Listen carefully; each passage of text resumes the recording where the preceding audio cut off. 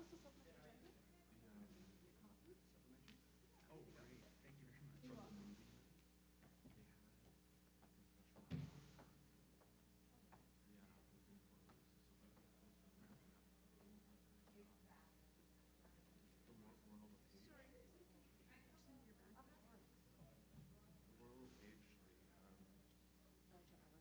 Porter, Julie Porter. Yeah, Julie. And Julie John? Porter and that's her husband. So if you just email Julie and just be like, oh, we need photos for my dad. Oh, And you send it I to don't have her email address, but I'll get it from, it's Mananza, right? Mananza? From Minaz. Manaz from Darlington. I'm sure you can find Julie Porter's email online because Oh, they yeah, I'll find advertise it. the Yeah. Royal LePage. I might have it actually. No, we do have it. I can use the photos too. And I can give you just email message and Okay, that's fine. Yeah. yeah, it's not urgent. Well, I asked them if they had any social media posts about your dad.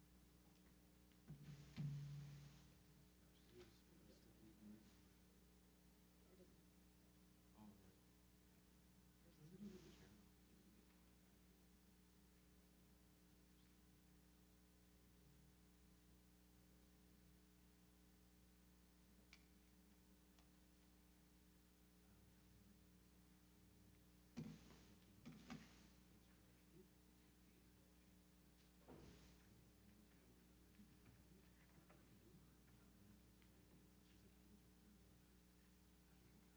It's like There's something Asian in there.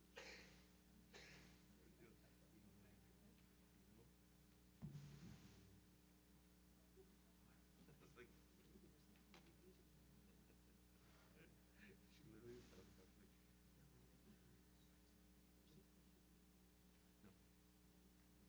Yeah, she really is an interpreter as well. So she's gonna do it for practice. Obviously she's very humble, she doesn't just enter, but she's just like making like yeah. She'll do like classes like vocabulary.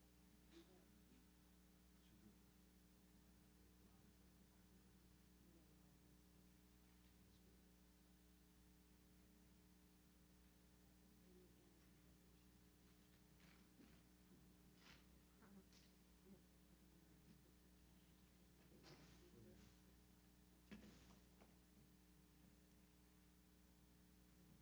Oh yeah. Gotcha. Graduation. Did I meet her yesterday? She was on my Instagram. Okay, Jen, I'm in and it looks Hi like there. it's working. Congratulations. Thank you very much, I appreciate it. Yeah, no, no, it's nice to see you. Nice to meet you. I was worried when I saw you.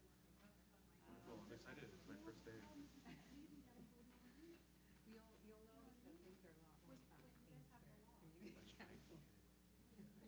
Staying for 3 days at Council Down for jeez. What did I get myself into?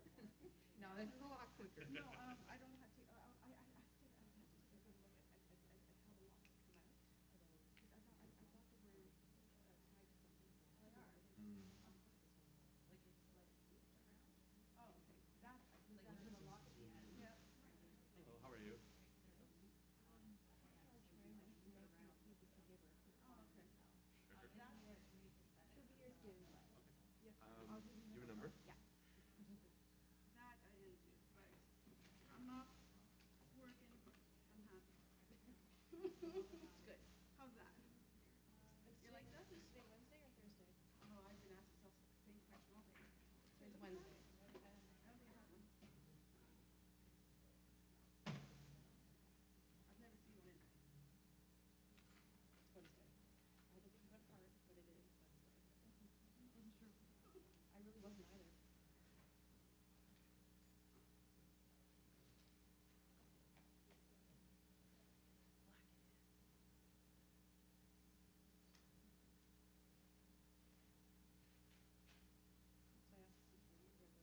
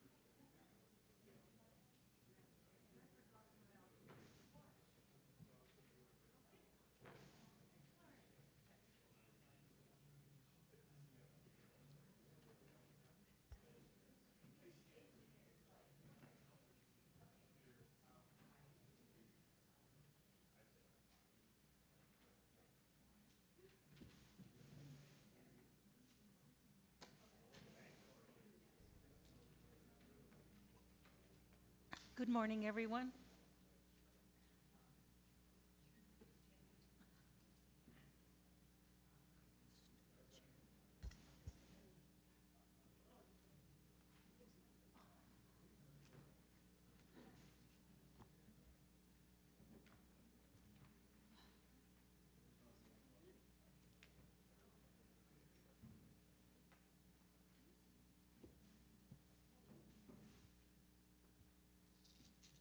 Meeting is called to order.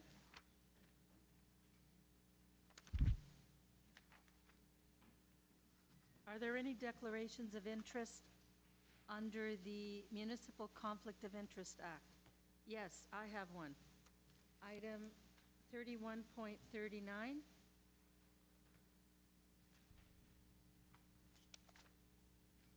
14 to 16 Alvina Gardens, 197 and 197R Erskine Avenue, Local Planning Appeal Tribunal appeal request for direction. I own a property in the vicinity on Erskine Avenue. Anyone else? Confirmation of minutes of the meeting held May 2nd. Councillor Pasternak? All in favor? Opposed? Carried. We have scheduled time items from 1 to item 38. So on the pink sheets, we're starting to hold from number 6.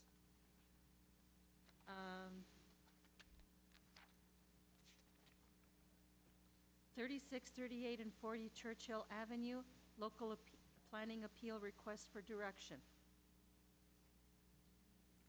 Item 6, Churchill.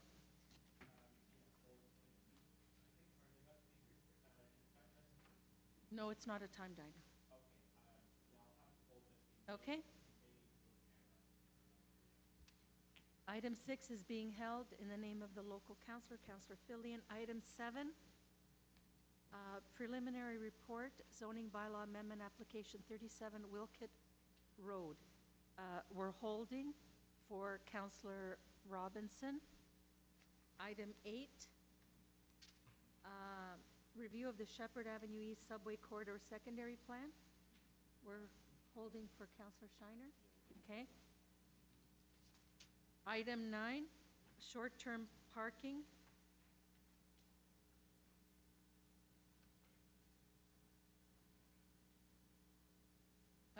I can move that if no one has a problem with it. All in favor? Opposed? Carried. Item 10,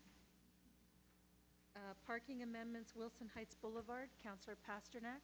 Thank you, Madam Chair. I'll move the staff recommendations. All in favor? Opposed? Carried. Item 11, short-term parking, Wilson Heights Boulevard. Because we can't do two items on Wilson Heights in the same meeting, as I understand it, I'll defer item 11 to the next scheduled North York Community Council meeting. Okay. Francine, when is that? Okay, so item 11 we'll deal with on the 4th of July. 12 Overbrook Place speed hump poll results. So, Madam Chair, I will move the alternative recommendations. City Solicitor prepare bylaw to alter the roadway to install 8 speed humps on Overbrook Place. We have polled, we have gone to the residents. A majority of those who responded did support it. There's increasing traffic chaos in the area, so support the alternative recommendations. All in favor? Opposed? Carried. Item 13, turn prohibitions Codsall Avenue between Bathurst and Wilson Heights. Councillor Pasternak. So we'll go in baby steps here. I will approve the northbound right turn and southbound left turn prohibition 7 a.m. to 9 a.m. and 4 p.m. to 6 p.m. Monday to Friday at the intersection of Codsall Avenue and Wilmington Avenue. Did everyone get? Oh, it's up on the screen? Oh, there we go. All in favor? Opposed? Carried. Item 14, speed limit reduction, collector and minor arterial streets in Ward 15. I have an amendment for this that probably clerks are just looking at, so Hold. we can just hold it for a moment. Thanks. Okay. Item 15, traffic ops review, Lawrence Avenue West, Caledonia to the Allen. I'll move the staff recommendations, Madam Chair. All in favor? Opposed? Carried. Item 16, always stop control, Engelmount Avenue at Coldstream Avenue. I will move the staff recommendations for All in this always favor? stop. Opposed? Carried. Item 17, accessible loading zone, Rosewell Avenue. I will move staff recommendations. All in favor? Opposed? Carried. Item 18, parking amendments, Old Orchard Grove. Adopt staff recommendations, please. All in favor? Opposed? Carried. 19, removal of accessible parking space, Castlewood Road. I will adopt staff recommendations. All in favor? Opposed? Carried. Item 20, Ward 16, U-turn prohibitions at John Ross Robertson Junior Public School and Glenview Senior Public School. Move staff recommendations. All in favor? Opposed? Carried. Item 21, introduction of overnight on-street permit parking, Elm Road. Move staff recommendations. All in favor? Opposed? Carried. Item 22, we're holding for Councillor Robinson. Item 23, Councillor Burnside, speed limit reductions, Flemington Park neighborhood. All in favor? Opposed? Carried. Item 24, Councillor Burnside, traffic control signals, Overley Boulevard and Leaside Park Drive. All in favor? Opposed? Carried. Item 25, liquor license permits. Councillor Pasternak? It's Councillor Perusa's ward. Oh, I'll move it. I'll move it on behalf of Councillor Perusa. Thank you. All in favor? Opposed? Carried. 26, Councillor Cole, permanent public highway closures for Lawrence Heights project. I'll move staff recommendations. Oh, wait a minute. Sorry. Oh, it's timed. That's timed. So that's 26. Okay. And Shiner, you want to And declare on that one?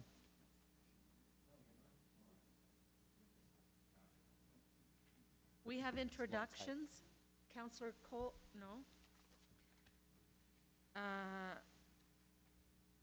Okay, I need someone to move 3 for Councillor Robinson.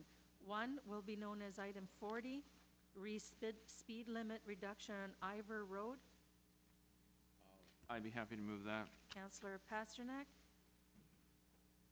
41, speed limit reduction on Wanless Avenue and Raleigh Avenue. I'd be very honored to move that one. Okay. And 42 for Councillor Robinson, Beaver Hall Drive and Banbury Road. How could I not move that one? All right. Councillor Cole, you have a motion to introduce an item regarding traffic study on Roselawn Avenue between Dufferin and Marley. Yes, I have that to introduce. Okay, all in and favor? Opposed? Carried. And another one For a parking pole on Glen Long. between Haven Road and Lansdowne. Correct. Thank you, All Madam in Chair. favor? Opposed? Carried. Councillor Burnside, you have one regarding parking regulation at Kenray Road. All in favor? Opposed? Carried. I have one regarding corner parking prohibition on Highview Avenue. All in favor? Opposed? Carried. Councillor Fillion, representation at TLAB for 319 Horsham Avenue. All in favor? Opposed? Carried. And Councillor Pasternak, you have one northbound left turn advance feature, Finch Avenue West and Torresdale Avenue. All in favor? Opposed? Carried. Our first public hearing is item 1, 9:40. request for interim directions report, 3311 Bathurst Street. Is there anyone here to speak to this item? If you're here to speak to an item, please register with the clerk and come near the front to be near the microphones. Welcome, sir. You have 5 minutes.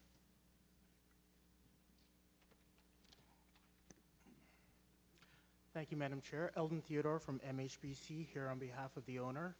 And simply here to just acknowledge that we support the recommendations of staff to move forward to the community meeting. And here to answer any questions that the committee may have with respect to the application. Thank you. But that we're working with staff on all the details. Thank you. Are there any questions? You may be seated. Thank you. Motions? Mr. Carmichael, grab.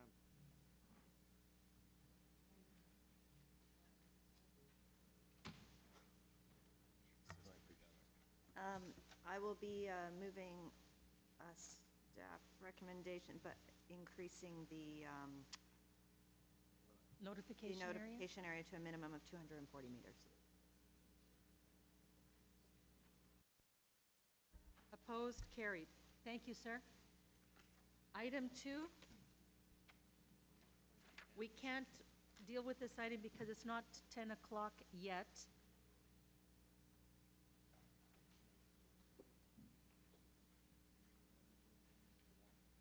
They haven't been distributed yet, so we can't.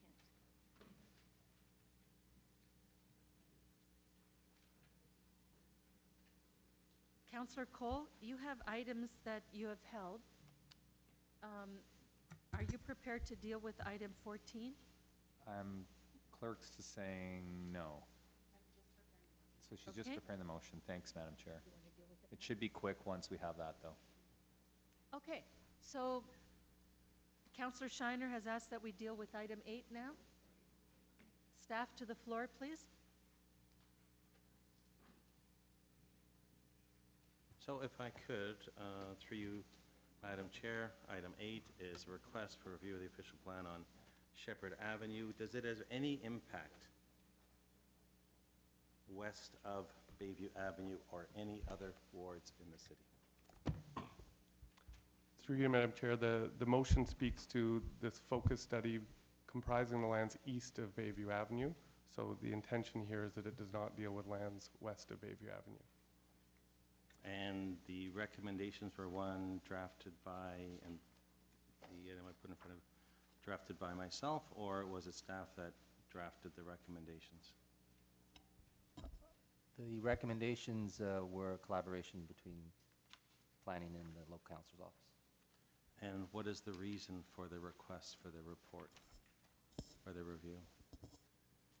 It originates for a couple of reasons. Number one, there was a recent Ontario Municipal Board hearing at 625 Shepherd Avenue West, East, which raised some issues with regards to the policy language in the current secondary plan.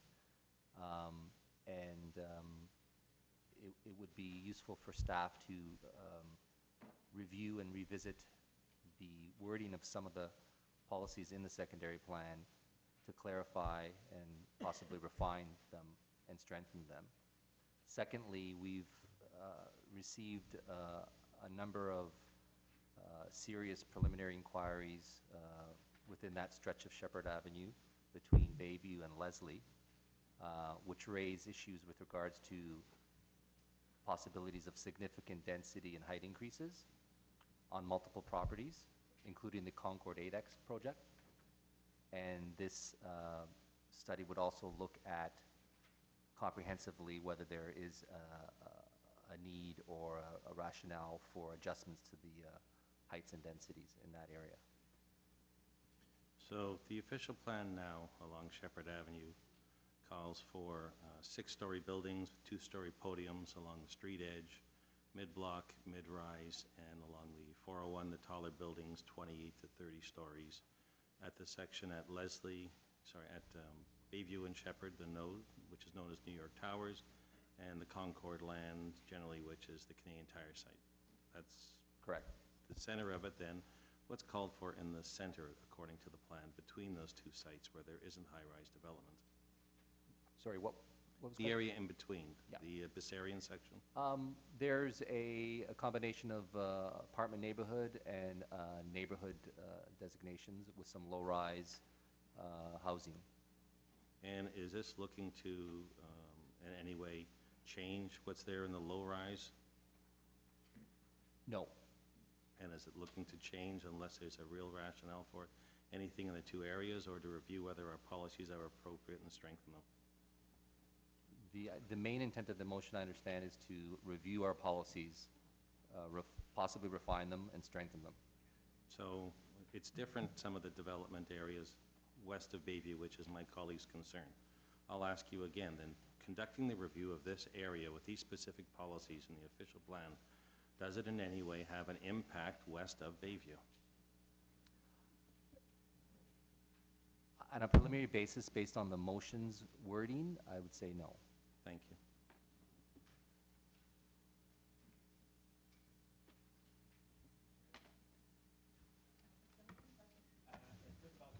Do you have a map of the Shepherd Corridor that you could put up? Not at this moment, no. We're trying to get one for you. Okay, it's kind of important, but I'll carry on with the question. So would it be correct that geographically the majority of the Shepherd Corridor area is contained outside Councillor Shiner's ward? To clarify, the Shepherd East Subway Corridor secondary plan runs from just east of Willowdale all the way to Victoria Park. So I would say the majority of the lands are in fact in Ward 24. There are some lands within Ward 23, and there are some lands within Ward 33. Yeah, I think if we see a map, we'll see it's not quite the majority. But anyway, it covers 3 wards. Correct. So when you have a secondary plan and you change the policies in a portion of it, would you say that has no impact on the other portions of the secondary plan? I think it depends on how the planning context is framed. If you frame a study to focus on a particular area, I think it's possible to limit the geographical scope of those policy changes. However, I think your point is well taken, that perhaps some could view a policy change in one portion of it to have an impact on the remaining portion. So it could. So you could be studying a specific geographic part of a secondary plan, reach a conclusion which then would be used by applicants, for example, in the other portions of the secondary plan. Through you, Madam Chair, it really comes down to what the result of the study is and the recommended changes to the official plan. So if the changes to the official plan are focused to the area between Bayview and Leslie, then it would be applying to that area. We can't control how people will view that policy as it relates to areas outside that area, but in terms of official plan policy, if the change is limited to those properties within that corridor, then that is really where it applies. Well, yes, but say, for example, maybe I'll ask the, Julio, just referring to, I won't ask about Councillor Tsow's ward, although I would think the same principles apply, but if you, I'm looking at the section of the motion here that refers to the neighborhoods area, so the section designated neighborhoods. So it refers to increased intensification. Just looking for the wording here. Refers to increased intensification in the neighborhood section. So if you intensify the neighborhood section in, say, between Leslie and Bayview, what impact might that have on the neighborhood section to the west of Bayview? Through you, Madam Chair, I mean, in full fairness to the motion, I think it is trying to limit that. It does say the review will also evaluate whether there is potential for appropriate grade-related low-rise intensification opportunities in the lands designated neighborhoods and apartment neighborhoods located to the south of Shepherd Avenue East, between the east side of Bayview Avenue to the east side of Leslie. So, I mean, for full context, I think, in fairness to the motion, is trying to focus it specifically on that geographic area. You know, the plan is contextual, and I think my colleague Willie said it correctly, that certainly changes to one area of a policy, you know, if you're asking me whether applicants will then, you know, seek to see if similar changes can be made in other geographical portions of the secondary plan, and why were they made here and not made elsewhere, I mean, that's a possibility, because the plan is contextual in nature. But as I say, I think the motion is trying to scope it.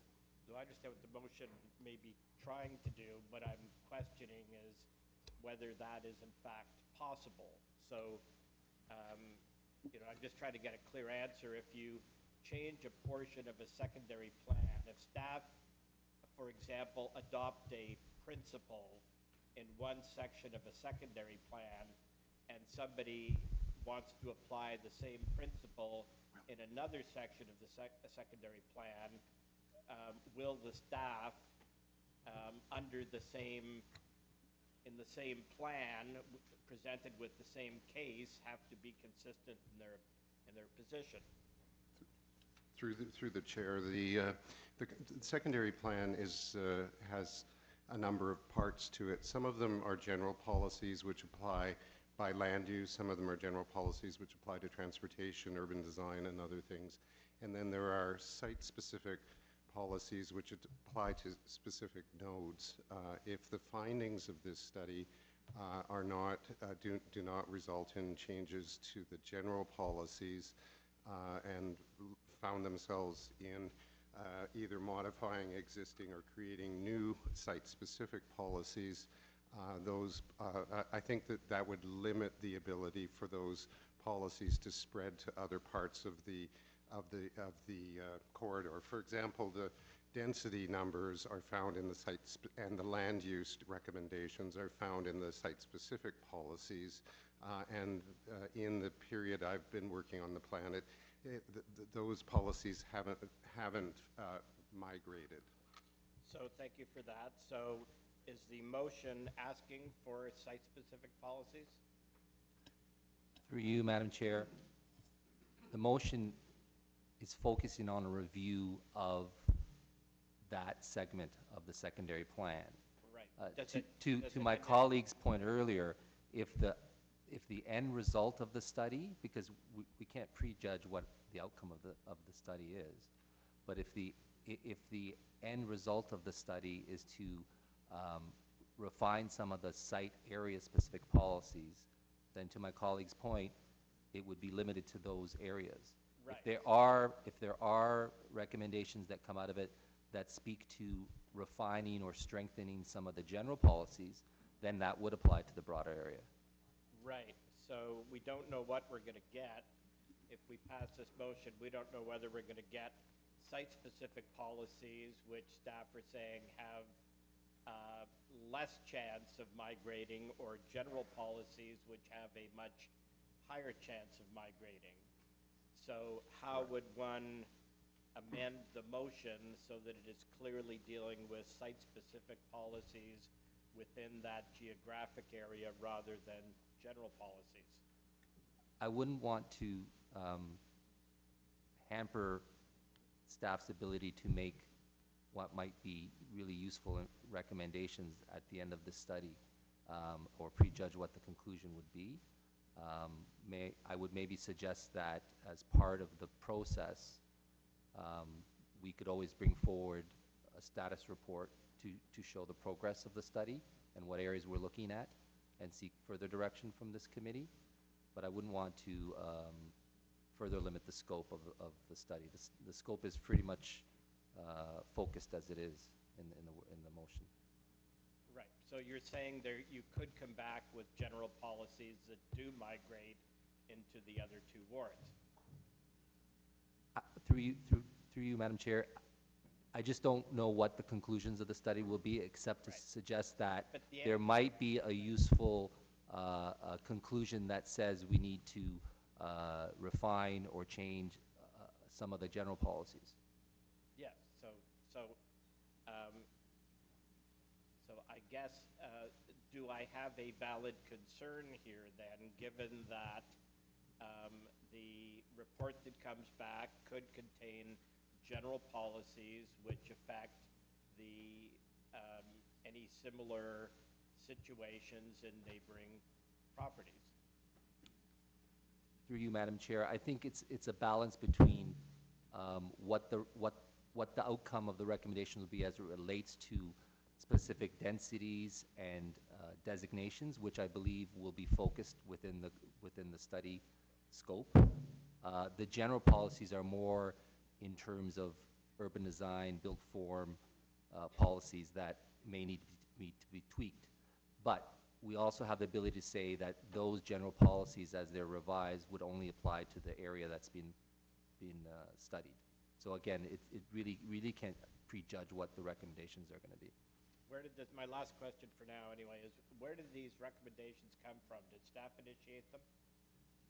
It was initiated through the local counselor's office in consultation with staff. Right, so the local counselor initiated and then went to staff to assist with the wording. Would that be accurate? Correct, but also in terms of, we've had discussions in terms of the need to study this area, and planning staff concur with that. Right, and did anyone have any discussions with the other two counselors at the time you were having the discussions with Councillor Shiner? Did anyone talk to either of the other two counselors to make them aware that this was being requested and what the implications might be for their area, or how the wording might be altered to reduce the likelihood of migration of policies? No. And why would that be? Again, through you, Madam Chair, the study, for the most part, is limited to Councillor Shiner's ward, except for, I believe, one property in the adjacent ward, to the east of Leslie. Hmm? Yeah, Ward 33.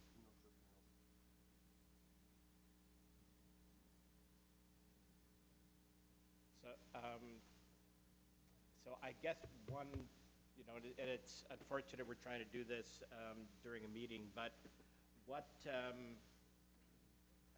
given that if it's, what suggestion would you have to limit the scope of this motion so that it sounds like it's intended to deal with a specific problem with specific properties in Councillor Shiner's ward. So how can we, in the wording of the request for a report, limit it to that and minimize the likelihood that whatever is done there spreads to the other two wards in an unintended fashion? Through you, Madam Chair, there could be some wordsmithing that further scopes the motion if the councillor wants to go that way. So do you have any suggested wording? Through you, Madam Chair, in the recommendation number 1, we could add some wording that makes it clear that the review of the neighborhood's designation applies to the existing older 2- and 3-story townhouse and apartment buildings in the vicinity of Talera Drive and Highway 401. Then I would ask if procedurally, if it's okay, if Councillor Shiner would agree to hold this down so we can come up with some wording that we can all live with. Yeah, Like we had I a have, month to deal with it. I have permission from the chair to jump into this point. there's some You do? wordsmithing to do, and it is best to, She's shaking her head no, so I don't think you had. oh, Okay. I Let's I just thought I had finish it, permission. because we can get it done. We'd like to hold it down so Why? that you guys can get some wording in here that people find palatable, and we think they're can move on close. with other items at Staff the time. have some wording. Sorry? Staff have some wording. It's a couple little words to scope it to Lyra Drive. Well, Let him then just it- say what then- it is, we can write it down, and we can get on with this. All right, instead well, of- then I'm sure you've left that with the clerk, and we can put it on the screen right now. I didn't know you were even speaking on the Excuse floor. me. Excuse me. Counselor Fillion, are you done with your questions? For now, yeah. Okay. I have questions too. We have people waiting because the 10 o'clock time has come, and we have public hearings scheduled at 10. Can we go to the public hearings? Counselors, would you mind? If you have a question, if you could ask the questions, and if there's any concerns, it's a little bit of wordsmithing. That's fine, and let's get it done, because it's been a month already, and it could have been done in between then. So, Madam Chair, if you have some questions, if you don't mind, you could ask them, and we'll see if there's anything else we have to resolve with this, and Okay. if there's a minor word changing, So we'll we'll do that. finish with the questions, and then we'll, Well, if they have the wordsmithing, they can put Okay. that up, and we can deal with it. no. Francine tells me that the changes are substantive, and she can't do this right away. But she's going to check while you ask Right. your question. Okay, thank you. To staff, but she's speaking with staff right now. Well, there's lots of them there, they all know Okay. about it. So, with staff, when the staff member said that the plan is contextual, what does that mean? So the wording of the North York, the Shepherd East Subway Corridor Secondary Plan has portions that deal with key development areas. So there's different context plans that we've created. So at the Bayview node, there's specific policies. The Bessarion node, there's specific policies. And at the Parkway Forest, there's specific policies. So while there are general policies that apply to the entire plan, there are also more site-specific policies that pertain to specific Didn't know areas. that. All right, thank you. Are there any other questions of staff? Okay, while Francine works on this, we're going to go to the public hearing. Councillor Robinson, you had Madam Chair, releases? if Councillor Fillion could look at the wording that Francine has while she's dealing with it, so we don't have to waste Yes, any more of thank you. Community Council's time, that would be appreciated, so we can just move the motion. Thank you. We're at, Councillor Robinson, can you wait, please? Okay. Item 2. Is there anyone here to speak to this item? 145 Shepherd Avenue East.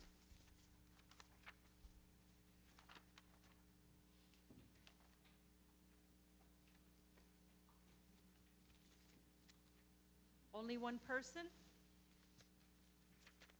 No? Not one person. No one is here? Councillor Fillion, you have a motion? Move the staff recommendations. Staff recommendations have been moved for item 2. Any questions? All in favor? Opposed? Carried. Item 3, 5294 to 5304 and 5306 Young Street. Any speakers? Councillor Fillion? Move the staff recommendations. All in favor? Opposed? Carried. Okay, Councillor Robinson. Thank you, Madam Speaker. I just wanted to time an item, which I consulted with the clerk about, and she recommended 12 noon. It's NY 31.39, 1416 Alvina Gardens.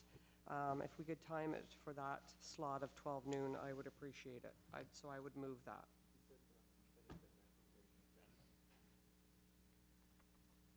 I don't think so. Or sooner would be great, but I think we're 12 noon according to the clerk. Okay, so Councillor Robinson, I had declared an interest in that item. I'm just going to step away while Councillor Pasternak takes the vote on that. Okay. There's a motion on the floor to time 3139 for 12 noon. That would be after the 3:11:45 time slot timed item. All those in favor? Opposed? That is carried.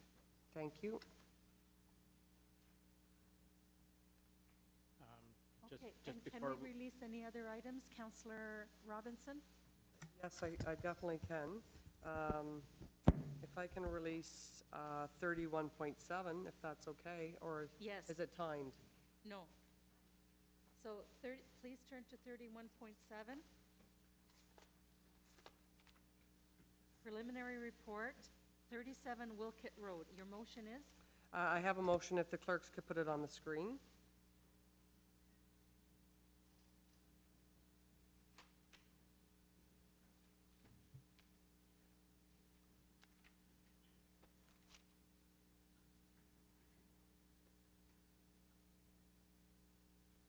So in consultation with the local associations, we've expanded the notification on the screen. I would move that motion, please. All in favor? Opposed? Carried? Councillor Cole, I'm sorry. I had more. Go ahead. 31.22, accessible parking space. I'd like to move staff recommendations on that. Accessible parking space, Ambla Street. Correct, thank you. All in favor? Opposed? Carried? Councillor Fillion, do you have one? No, well, just on 31 point, sorry, not 4, on 31.6, there are some deputants. I'm not sure if they've registered with the clerk or not, but I think they thought it was a timed item, which it isn't. So I'm wondering if we could slot them in. Okay. Is anyone here to deal with 31.6?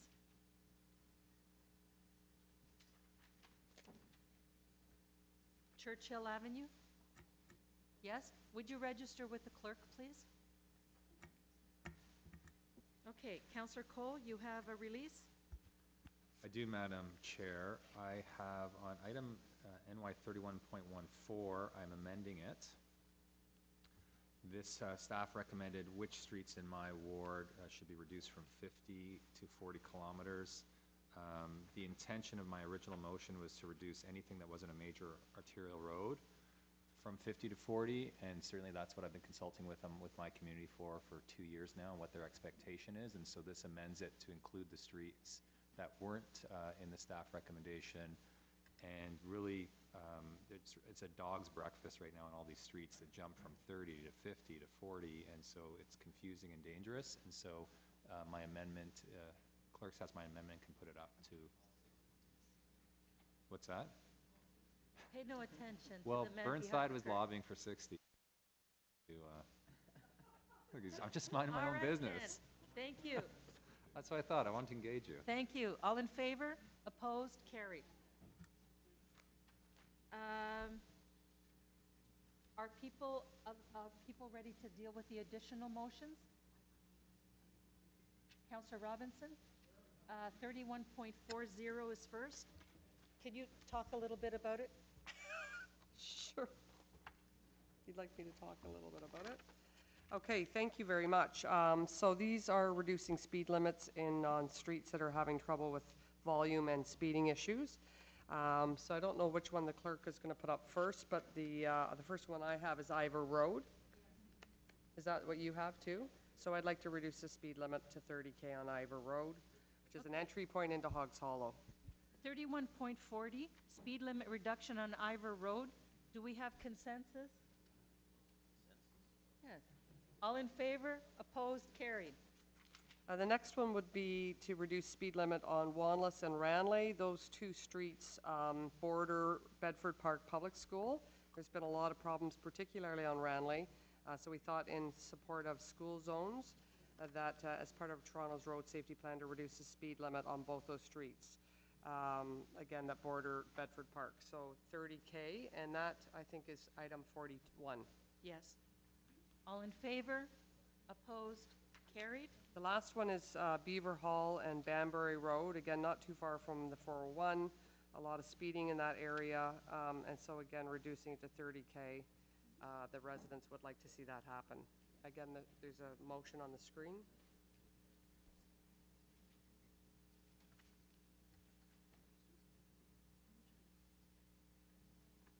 All in favor? Opposed? Carried.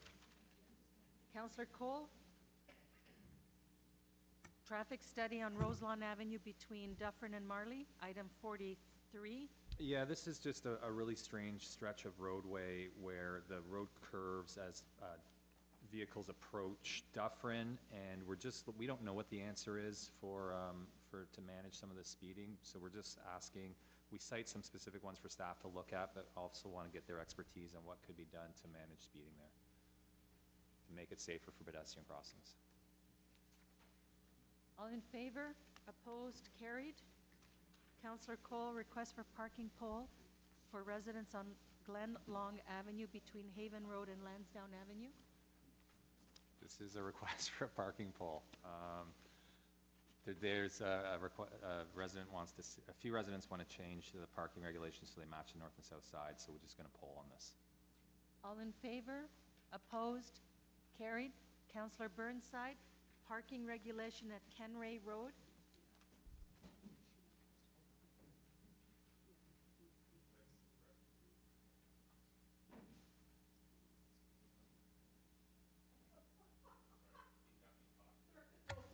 Oh, yeah, I'd like to, That's good. I'm going to do it. well, I don't know, I was talking to him. All in favor? Opposed? There you go, Carried. thanks. Corner parking prohibition on Highview Avenue. Oh, this is because of the hospital. The street, the neighborhood is having some issues with parking. Does anyone have a problem with it? It's on the corner. It's right on the corner. All in favor? Opposed? Carried. Councillor Fillion, item 47, 319 Horsham Avenue.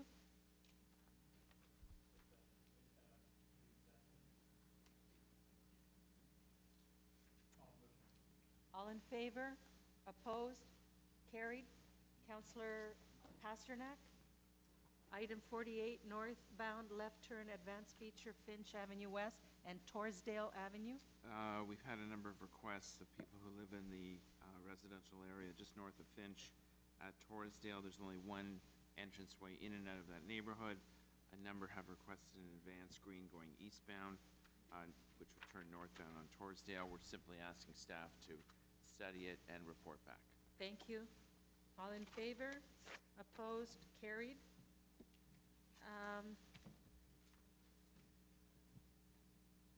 What item are we on? 3?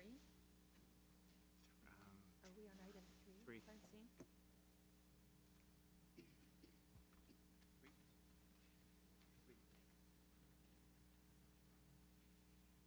No. 4, refusal report, OP amendment and zoning bylaw amendment applications, Young Street and 15 Horsham. Councillor Fillion, is there anyone here to speak to this item? No. I'll again move the staff recommendations, and thanks to staff for all of these reports. Thank you. All in favor? Opposed? Carried. Item 5, we have one speaker listed, Andrew Ferencik, on the refusal report, OP amendment and zoning amendment applications on Holmes Avenue. Go ahead. Good morning, Andrew Ferencik here from WND on behalf of the owners of the site. Simply want to say that we do support the recommendation number 4 to continue discussions with staff on the application. We haven't had a chance to take it to the public yet, other than this forum, of course, and we do hope that we have that opportunity for continued discussions. And I'm here to answer any questions that might arise. Are there any questions? Thank you. Motions? I'll move the staff recommendations. All in favor? Opposed? Carried. Item 6, Tony Chimino, 48 Churchill, followed by Andrew Fragic. You're up again. Hi there. Good morning, everyone. Apologies in advance because this proposal was just brought to my attention yesterday. I'm one of the neighbors. I live at 48 Churchill Avenue. Is that better? live at 48 Churchill Avenue, and I was involved in the process when this original proposal went forward, and it went, as most of you will know, if not all of you, that this proposal originally went to the OMB. At the OMB hearing, the original proposal of 18 townhomes on this subject property was reduced to 16 by the developer. So in the course of the meeting, the developer actually reduced his request from 18 to 16. The OMB decision actually approved the use of townhomes or the building of townhomes on this property. So that issue is not in question. The question that the OMB came back with was around the density on the subject property. If I'm not mistaken, around that entire block of Churchill Avenue, there are approximately somewhere in the neighborhood of 16 detached homes. And so what I'm suggesting, and based on the amended proposal that's been presented by the developer, a 12.5% reduction in the density to me does not seem appropriate, and I'm here with neighbors who would agree with that statement. So what we're asking is that the proposal be further amended and rejected as presented. We believe that a lower density, particularly given the fact that this is a busy street with a public school on the street and a church, the sidewalk is on the north side of the street, which is also where the proposed development is. And as you can see from the renderings, that the houses are very, very close to the sidewalk. So we're concerned about the traffic. We're concerned about the density as a result. And so what we're proposing is that there be a further reduction of approximately 3 of these homes, so that there would be 3 versus 4 facing Churchill, and a reduction of 2 towards the sidewalk on Churchill Avenue of those homes facing Beecroft. That's my statement. Thank you. Any questions? Thank you very much. Next speaker. This is the final speaker I have on this issue. If you're here to speak to an item, please register with the clerk. Welcome. You have 5 minutes. Good morning. Andrew Franchik again. I wasn't intending on speaking on this matter. We are the applicants on this as well. I happen to be here. So I'm here to answer questions that might arise as a result of the revised scheme that's been put forward. We were the original planners on the file. Are there any questions? Thank you, sir. Councillor Fillion? I'd like to call staff to the floor, and perhaps they can put up a diagram. If not, they don't have one, we can refer to what's on the agenda. But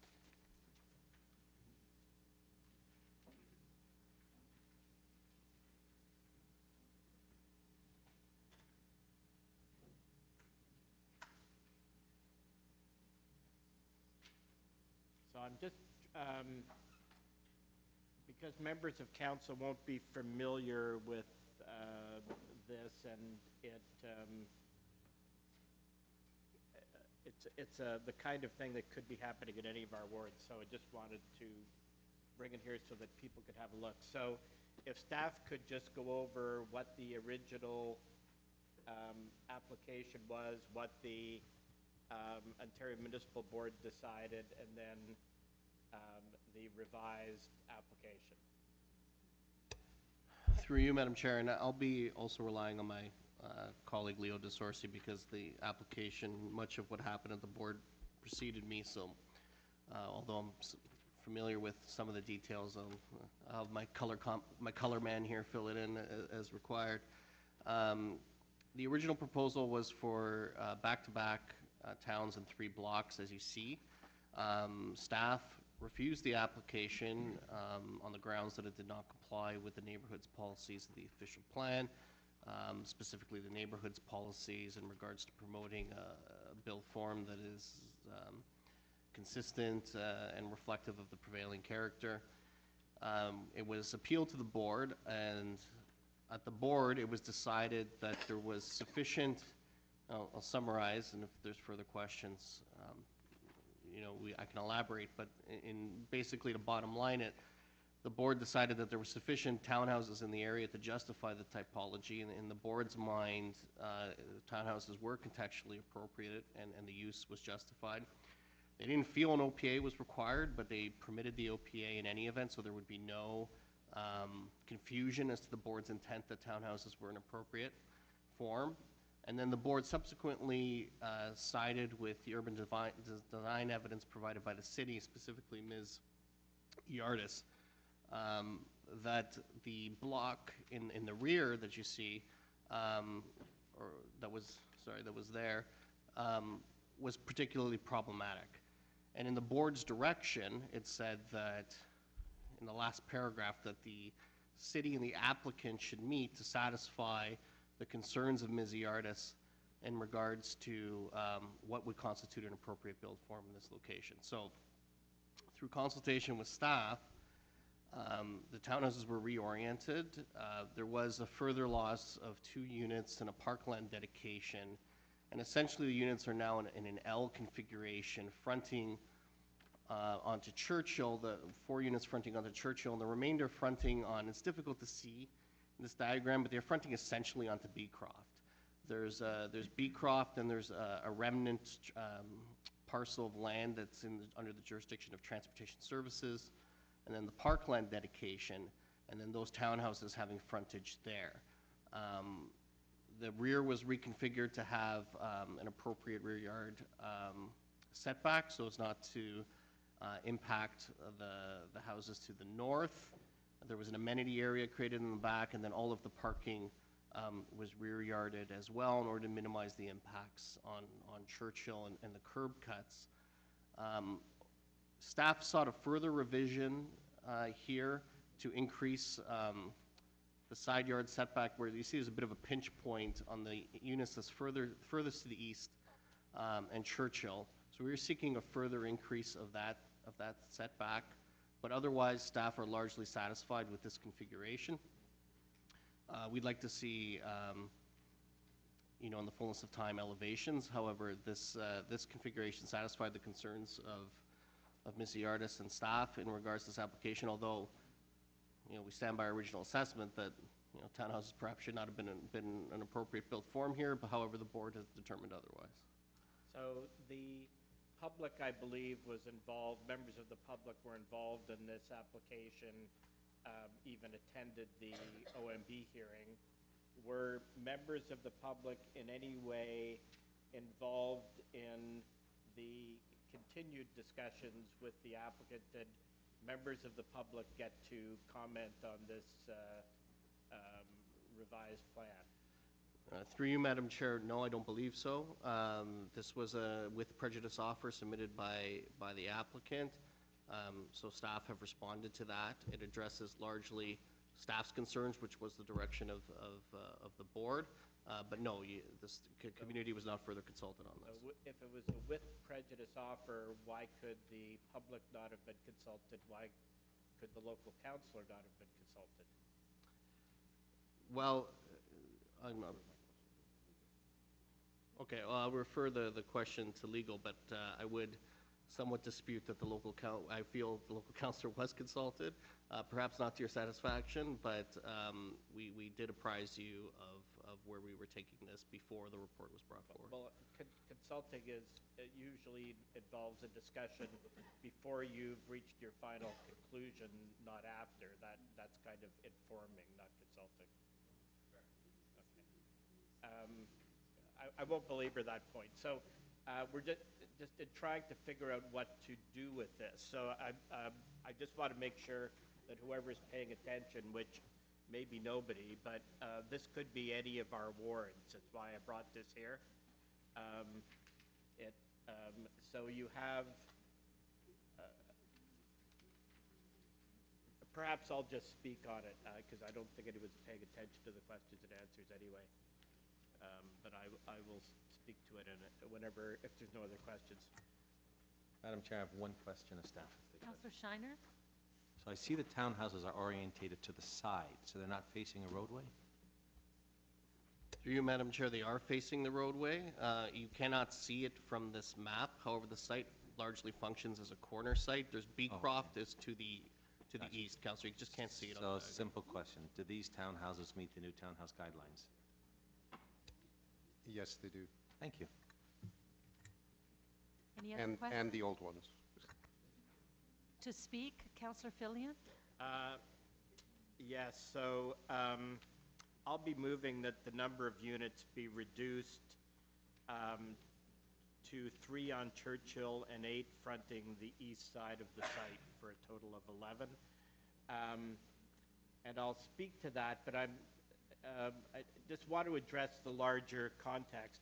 And people should pay attention, again, because this could be in any of our wards. So it's a local street, and it's in an area where there's all sorts of places we would like people to build townhouses. We would like them to build, there's all sorts of sites designated in the North York Center on Finch Avenue where we say, please submit an application and build townhouses. Instead, what we had here is John, somebody... hang on. John, could you just wait a moment? I just need some clarification.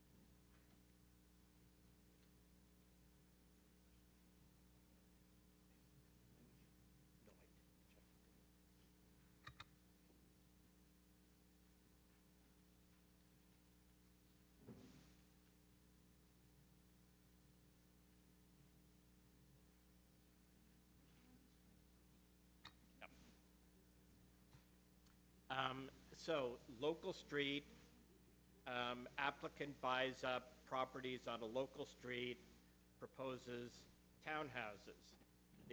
So, could happen any of our ward, picture a street in your ward, residential street, local street. There are main streets where we would like to see townhouses. Somebody comes in, buys up properties on a local street, proposes townhouses. The city opposes the townhouses.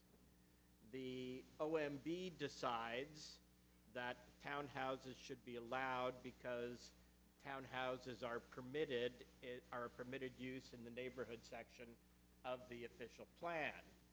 But they say it's too dense. There's too many townhouses. So, so we basically lost on a really important principle that you can't just plunk townhouses on a local street because the official plan technically allows them. We've always taken the argument that it has to be done in context. So we lose on that point, but the board says it's too dense, which to me means it's got way too many townhouses. It's not just how the townhouses are configured. So they were proposing 18 townhouses. They come back in with 14 townhouses. Staff tells them to turn them around this way. You still have 4 townhouses facing onto the very residential street, Churchill Avenue, that are 14 feet wide on a street where you have, normal suburban-sized lots. And the staff are saying this is okay. So I have a big problem with that we sort of got a partial win at the OMB, and then it's sort of half given back.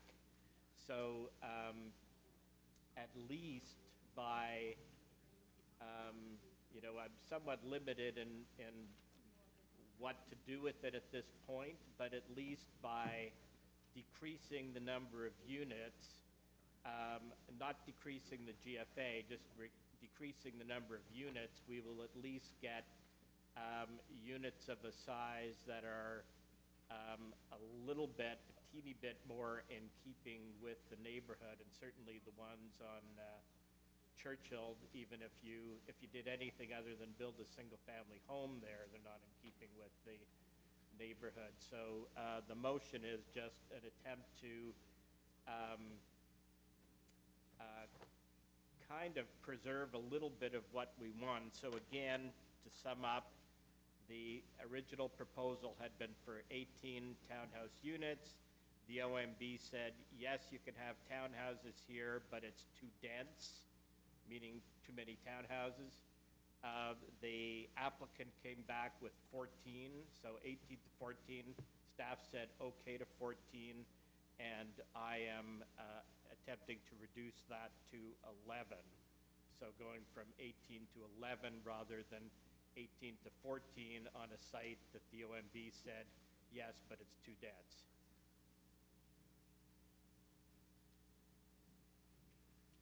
Any other speakers? Councillor Robinson?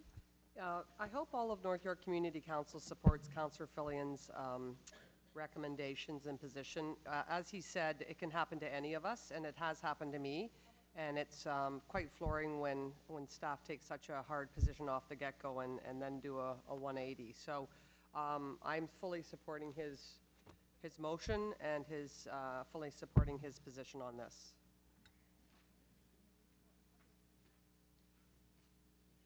Any other speakers? You've heard the motions, Councillor Fillion's motions. All in favor? Opposed? Carries. Thank you. Item 26. Permanent public highway closures for the Lawrence Heights Revitalization Project, Northeast District Stage 1 and Stage 2 portion of Varna Drive and Polaris Lane, Ward 15. Is there anyone here who would like to speak to this? Councillor Cole? I would, Madam Chair. I'd move the staff recommendations. All in favor? Opposed? Carried. Item 26. Staff recommendations have been moved. Item 27, please. Yorkdale TTC pedestrian bridge. Is there anyone here to speak to this item? Councillor Cole? Unfortunately, we're not quite ready on this one, so I'm going to defer consideration till our next meeting. Deferral to the next meeting. All in favor?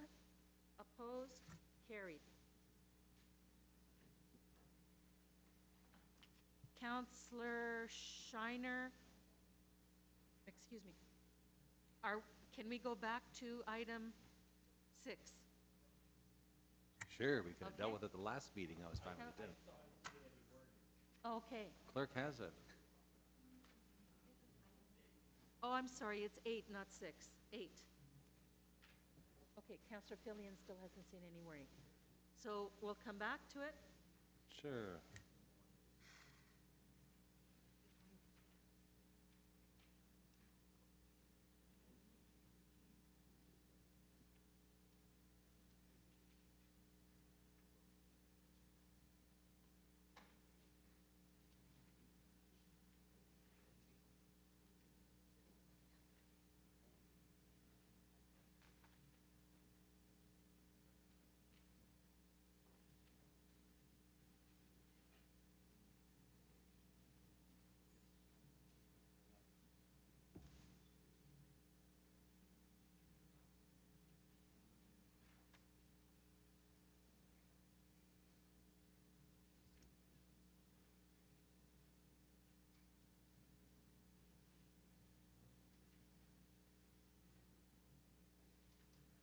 Councillor Robinson, would you be prepared to deal with item 5? 41.5?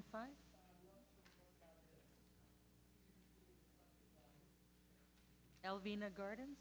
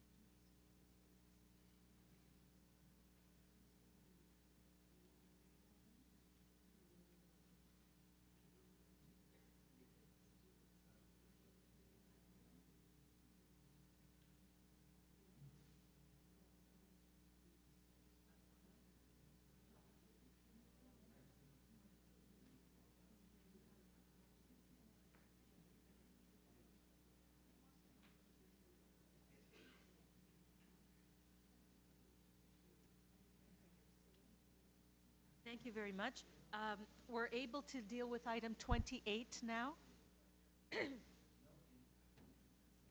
Item 28, please. Encroachment appeal, 125 Bowie Avenue, or is it Bowie? It depends on where you live on the street. Okay. Okay, so we have one person who has registered to speak, Rosina Bartelli, resident at 125 Bowie Avenue. Welcome, you have 5 minutes. Thank you. Thank you for listening to me and committee members.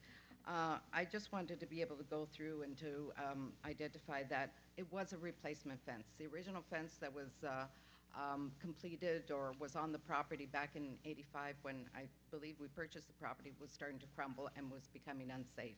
Being a corner lot, you have concern for anybody walking through or anyone falling over or anything happening, especially with children. So we wanted to go through and to replace it. Unfortunately, the advice that we were given wasn't accurate, so we've engaged the services of another agent to proceed. And we were looking at hopefully you approving the new fence to continue to give us privacy and eliminate individuals just cutting through our property, and a safety place for my grandchildren to also play in, since I babysit them throughout the week. Also, when it comes to it, people on corner lots seem to disrespect the property itself on all of our corner lots. About 2.5 months ago, I actually had to call 311 and have them pick up 6 bags of garbage, plus a number of plastic household items. People have parked on our property since we haven't, when the fence, we just had the posts up. We didn't know who they were and where they were coming from. But I'm really hoping that you will consider our appeal. Also, in regards to item D on page 2 of your correspondence, you're requesting that we remove the wooden gate that's on Chamberlain that actually gives us access to our side door, which is the door we use to come in and out of the property on a regular basis. We very rarely use our front door.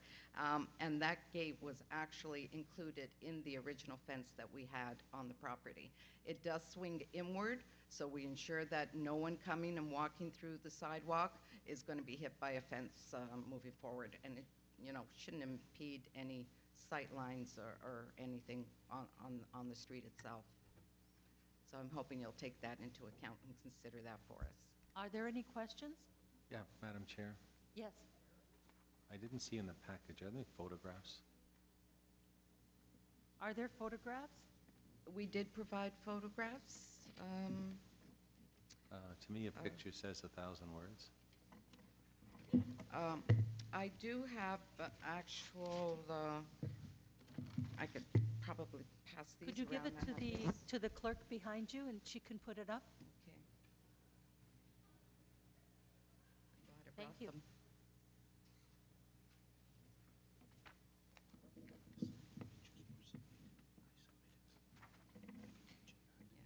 We did submit the photos. I appreciate that. I just don't have it. Okay.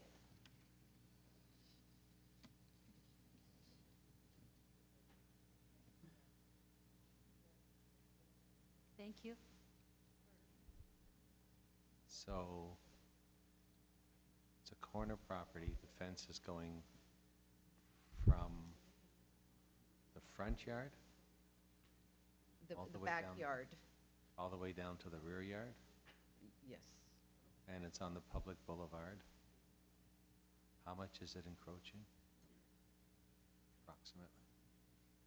Oh, you're asking me? Sure, it's your fence. Oh, I'm sorry. I'm going to have my agent speak to that. I'm not too great with numbers. It was replaced where the original fence was, though. I'd like to make note of that. Appreciate that. The length of the fence on the flankage side of Chamberlain Avenue is approximately 38 meters. Oh, no, I was asking, it's not on your property line. There's an encroachment onto the public property, if I'm correct. How much is it encroaching onto the public property?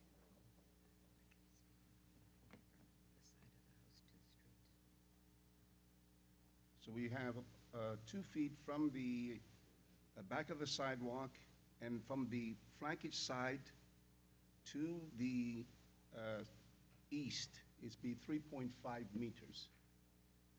Okay, so maybe after I'll ask it of staff. Thank you. Any other questions? Thank you very much. You may be seated. Thank you. Staff to the floor, please. So if Councillor you could Shiner? just help me. I see the fence. I see it's an encroachment on the public property. Can you tell me how the distance between I guess that's a sidewalk there, and the fence, and then the distance between the fence and the private property line? Because if you can read those small diagrams, I'd like your glasses instead of mine. Through you, Madam Chair. I have about 4 meters from the property line to the where the fence is. So they have about 3.8 to 4 meter, like plus or minus, with the encroachment where the fence is. And they have a setback about, they are set back from the sidewalk, so the sidewalk setback requirement is met. So the setback from the sidewalk about how far? Our requirement is 0.5. So they're 0.5 meters back from the sidewalk, and they're approximately 4 meters onto public property. Correct. Okay, thank you. Any other questions of staff? Thank you. Speakers? Councillor? Thank you, Madam Chair. I'm going to move staff recommendations number 1, A, B, and C. And so staff is okay with this. They've obviously made those recommendations. It accommodates what has been existing there for really almost forever. The only one I didn't include was the prohibition on the fence because of as the deputy mentioned, it's going to open inwards as opposed into the street. You've heard the motion. All in favor? Opposed? Carried. The next item is item 29. I don't have anyone registered to speak. 55 De Vere Gardens. Councillor Carmichael Greb. Yes, I'll be moving staff recommendations. Staff recommendations have been moved. All in favor? Opposed? Carried.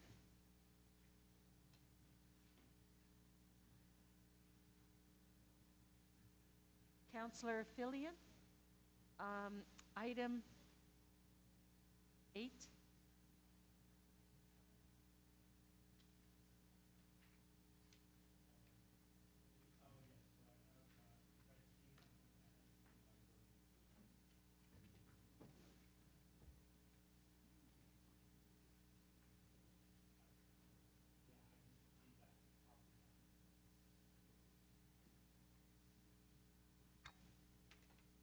So I'm okay with the revised wording with one clarification, which is to insert the words site and area specific in 2 places.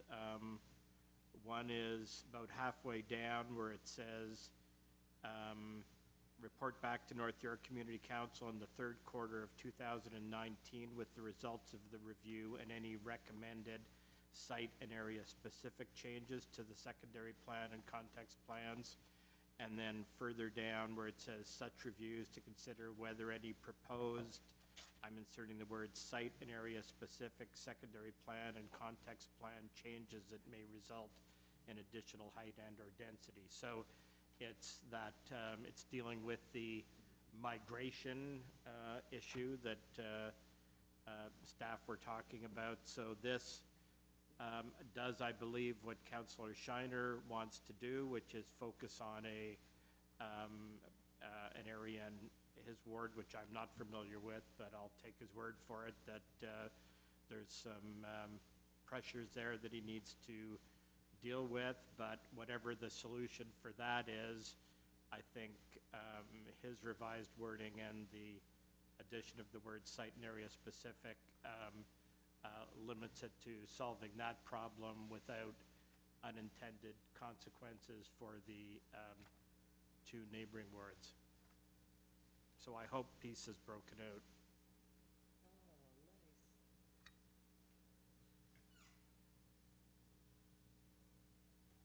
So I can speak now? Yes, please.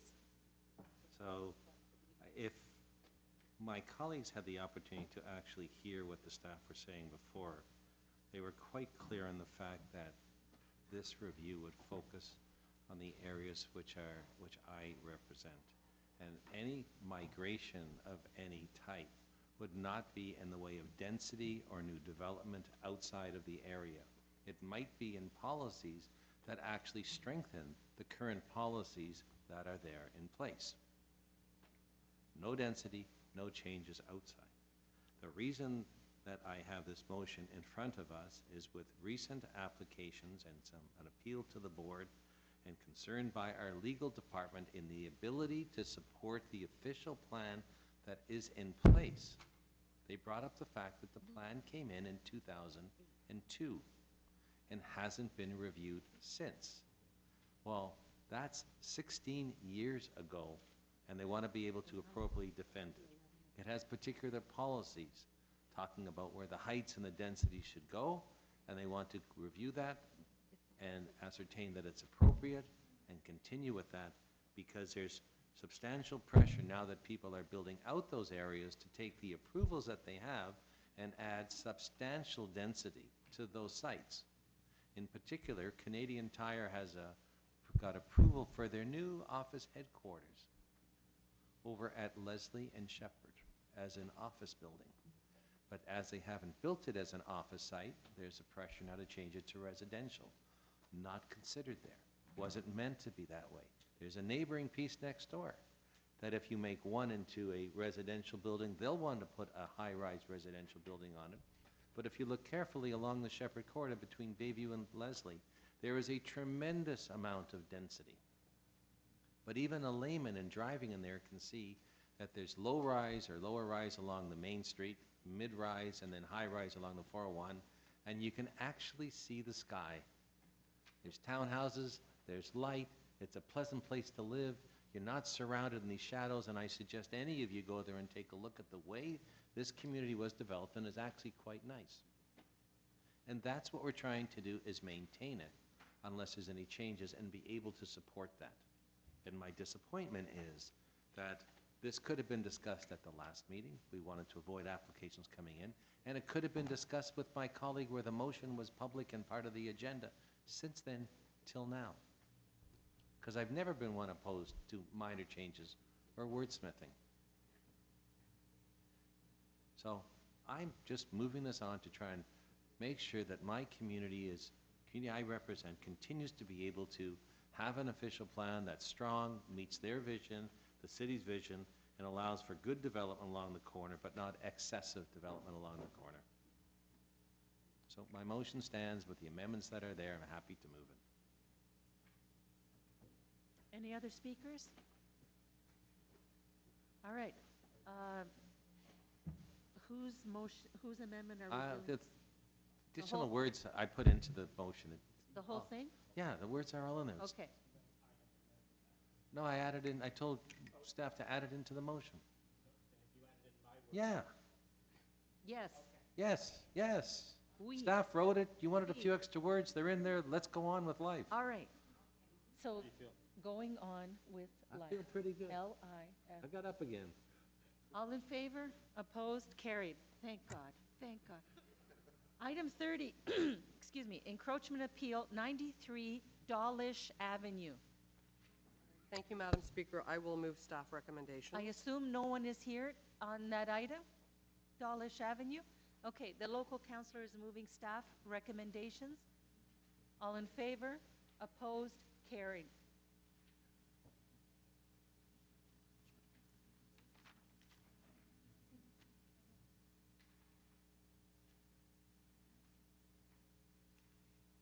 Are there any speakers to item 31, 444 Westmount Avenue?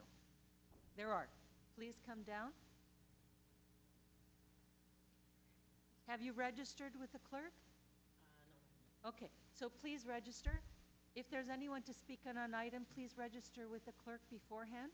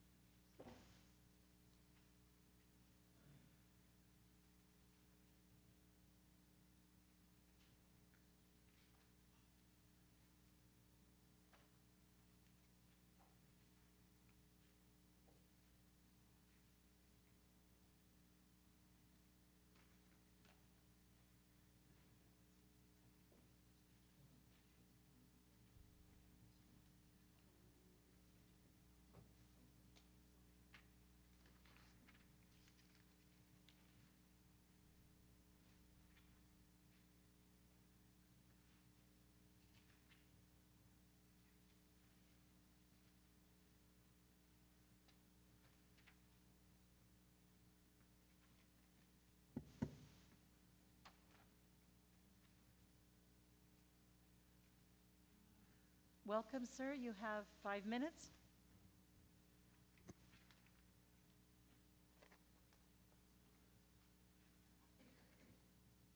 Good morning, Madam Chair and member of the council meeting. My name is Danilo Marasigan, the agent for the owner of 444 Westmount Avenue, Mr. Sergio. I'm just want to briefly show you the existing off-street parking and also the existing condition of the existing driveway for 444 Westmount. I believe this is the second trial for them for this, and we just want to show you that the owner was inherited the existing condition of it, and we just wanted to legalize the existing parking driveway. The blue dots indicating all the existing off-street parking, and the red dot is the actual our site. That's all I'm going to share. Hold on. Are there questions? Thank you very much. You may be seated. Speakers? Councillor Cole? Thank you, Madam Chair. I had thought from the resident were going to want to defer this, but I note that in the staff recommendation it says that it does meet the physical requirements of the code in terms of setbacks, and so that based on that, and it's a pre-existing condition that they want to legalize, that we can also make some money on, and will be better than it is now. I'll move the alternate recommendations. Okay. Any other speakers? All in favor? Opposed? Carried. The alternate recommendations have been moved.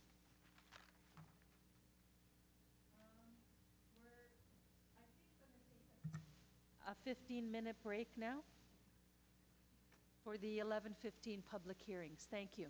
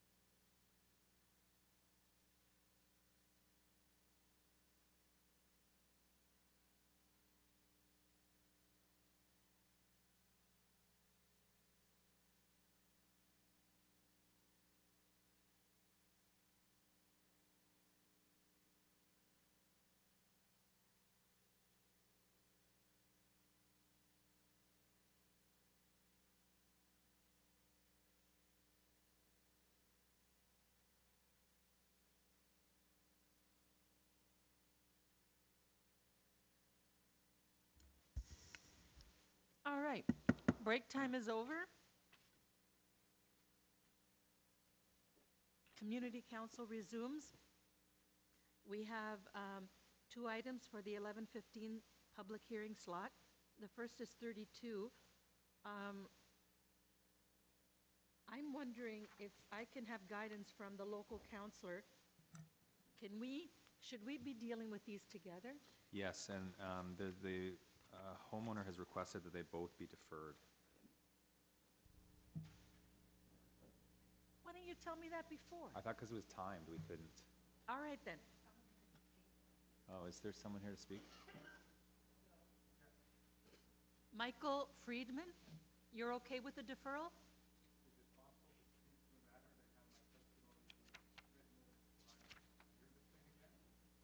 There's no written in. I just received this, I thought, from you, that you wanted deferred. No, I'm not a homeowner. I'm someone who lives on the street. Oh, no, then, oh, okay. So can he depute and I still Yes, defer it? of Okay, then course. let's, go ahead, please. Yeah, Yes, yes, please. you can And we'll speak. do them together, though. Thank you. Are there Yeah. any other speakers? Okay, thank you. Welcome, Mr. Friedman. Okay, thank you very much. I appreciate the opportunity to speak on the matter. I will be very, very brief. So my name is Michael Friedman. I'm a resident, 135 Cedric Avenue. Very simply, I'm actually here in support of the appeal. And very simply, I've been living on the street now for approximately a year and a half. As you may be aware, a number of the homes do have legal pad parking. I happen to be one of those homes that does have legal pad parking. But I'm also one of those homes that has a second car. Not everyone does, but I do. And so I park on the street. And what I am finding increasingly is it's becoming more and more of a challenge to park on the street. So naturally, if these two residences are denied pad parking, I'm not sure how many cars they have. I know that they each have at least one. They possibly could have a second car. It's just simply going to mean at a minimum 2, possibly as many as 4 more cars parking on the street. So I don't know whether or not there's been any study done in terms of capacity and how much more parking could comfortably be managed on the street. But I can only express to you that just through experience, there have been times actually when I've actually had to park my car off the street. Never overnight, but certainly before midnight. And unfortunately, what I have to do then is move my car obviously back on the street because my permit doesn't allow for parking anywhere other than Cedric Avenue. So I'm just here to ask for consideration or in support of the appeal in consideration of my testimony. Thank you. Are there any questions of the deputant? No, thank you, Madam Chair. Thank you. Okay, appreciate the opportunity to be heard. Councillor Cole. Yeah, I appreciate you coming and thank you for that. And my office had received a request from the homeowner to defer, and so I'm assuming that means they would want to come speak to it themselves. So while I, in a way, want to move it just to get it going, I'll respect that request and move deferral to the next meeting where we'll make a decision there. No, that's fine. But my reputation will be, okay, will be. Thank you. Okay, thank you so much. Thank you. So I'm moving the same motion for item 32 and 33. Okay, so for item 32, the local councillor has moved deferral to the next meeting of Community Council. All in favor? Opposed? Carried. For item 33, the local councillor has moved deferral to the next Community Council. All in favor? Opposed? Carried. Could I see a show of hands of who is here for item 34? Fence exemption at 211 Rumsey. Is anyone here? No, we're going to Thank you. I have a motion to withdraw that. It's not 11:30 yet, so you're going to be withdrawing it? And item 36, let me just get a an inkling of who's here. That was 35. 35, is anyone here for fence exemption 136 Don Lee Drive? You are? Okay, so we can't deal with that right now. We're just going to have to wait a few minutes. Sorry, Francine.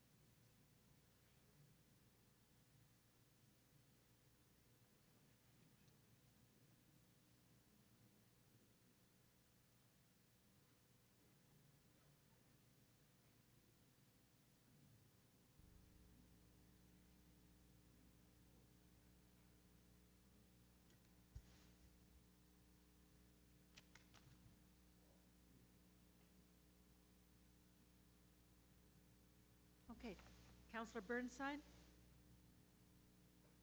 The next item is Councillor Burnside. The next item is item 34, application for fence exemption, 211 Rumsey Road. I'd like to motion to withdraw this item. There's been mediation between the neighbors. The fence is going to be taken down. Everyone's happy. All right, there's been a motion to withdraw the item. All in favor? Opposed? Carried. Item 35. There are two speakers here, Janet and Glenn. If there's anyone else, please register with the clerk. Janet? Good morning. I am the original complainant in this matter, and I spoke before council last month. Due to a lack of quorum, however, this decision was not taken. The matter before you today began almost a year ago as a simple matter of trimming a hedge so that I could back out of my driveway safely. That was it. What has ensued is the use and utter misuse of an outrageous amount of public time and resources, including that of the police, mutual licensing and standards, right-of-way management, Councillor Burnside, his office, and now council, because a neighbor, to this very day, continues to act in contempt of, let alone address, what is a clear matter of public safety. I will put up on the screen here Exhibit 1, which is a photograph of the original fence, which my neighbor constructed along the length of my driveway.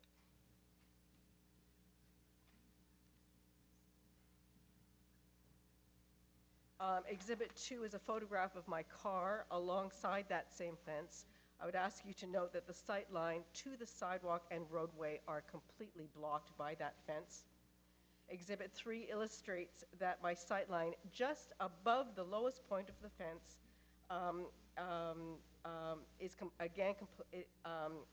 that my car, a very small Toyota Echo, sits at the sidewalk before I have a clear and unobstructed view of oncoming pedestrians or traffic. In short, both the hedge and fence represent a major sightline obstruction, and both the fence and hedge are in clear and unequivocal contravention of the cited bylaw infraction, which I have provided as Exhibit 4 in the list of documents before you. Today, I would respectfully request that Council approve an amendment to ML&S's second recommendation as follows, and I'm going to put it up on screen now. It is supposed to be in your package, but is not. And this is the amendment that I'm asking. Grant the exemption to the homeowner of 136 Don Lee Drive to permit the existing board-on-board fence and hedge in the front yard to be maintained on condition that the height of the existing hedge in the front yard not exceed the height of the existing fence at any point along the full length of the existing fence, that being 76 centimeters and 119 centimeters respectively. The fence must be maintained in a state of good and proper repair, and the hedge must not extend into the neighboring property. Failure to comply will result in enforcement measures being taken and charged to the property owner, and which may be collected by process of law or in like manner as municipal taxes for every subsequent inspection. Grandparenting, this exemption shall be considered null and void, at which time the property at either 134 or 136 Don Lee Drive changes ownership, or either property is subject to an application for plan of subdivision, rezoning, official plan amendment, site plan approval, minor variance, or consent. All that I find absolutely necessary. This amendment serves the following. It permits my neighbor to keep both the hedge and fence, which is what he wants, for as long as either he or I remain owners of adjacent properties. It addresses and clarifies the absolute minimum visibility required in order for me to enter and exit my driveway while limiting the threat or danger to either pedestrians or oncoming traffic. Finally, it addresses and provides for the very real potential of abuse and non-compliance, and that is important. I would emphasize that I do not make this request lightly. Exhibits 6 to 8 illustrate that this fence clearly limits the use of my own driveway, is a real obstacle against which I've already damaged my own car, and that the fence and hedge are both highly obstructive. However, exhibits 11 to 15 illustrate just how contentious my neighbor can and has been, and there is absolutely no evidence that his actions or attitudes will change. Madam Chair, there shouldn't be any personal attacks on the neighbor. Okay, fine. All right. Thank you. Last month, okay, I will just explain. Your 5 minutes are almost up. All right, we'll leave it at that. So basically, this is what I'm asking for. We'll leave it at that. Thank you. Are there any questions of the deputant? Thank you very much. The next speaker, Glenn Aylward. Sorry if I'm mispronouncing it.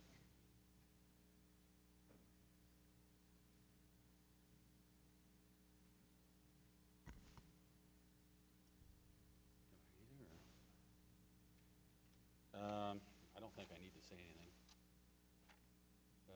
other than I followed the bylaws when I put the fence together, and I've had the inspectors out there to look at it, and they approved of what I did. That's about it.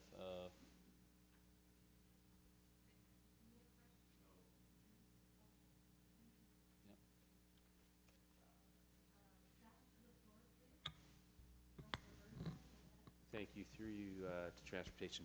The issue before us is actually with MLS, but the concern of the neighbor is the maintenance of the hedge along the fence line on the city right of way. Have you or will you be making that known to the applicant?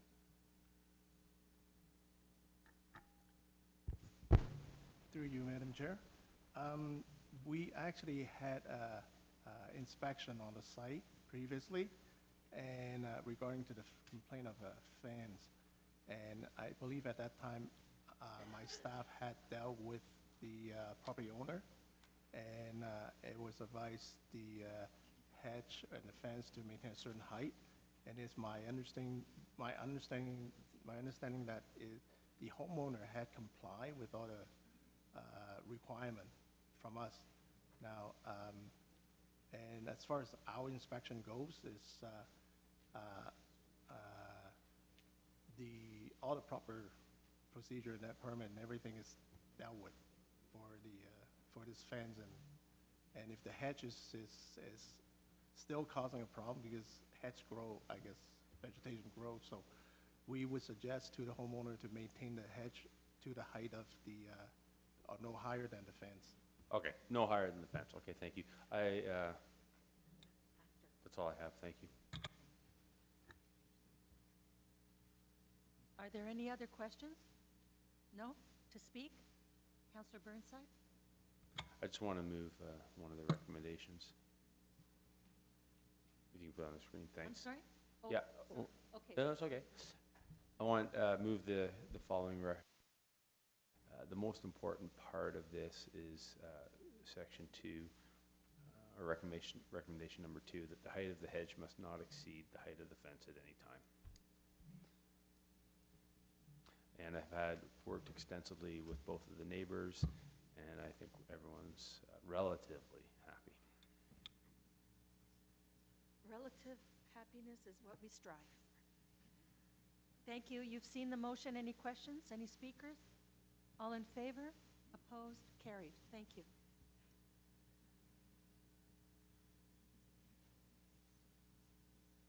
So that is the end of the 11:30 public deputations. 11:45 is next. We just have to wait a few minutes.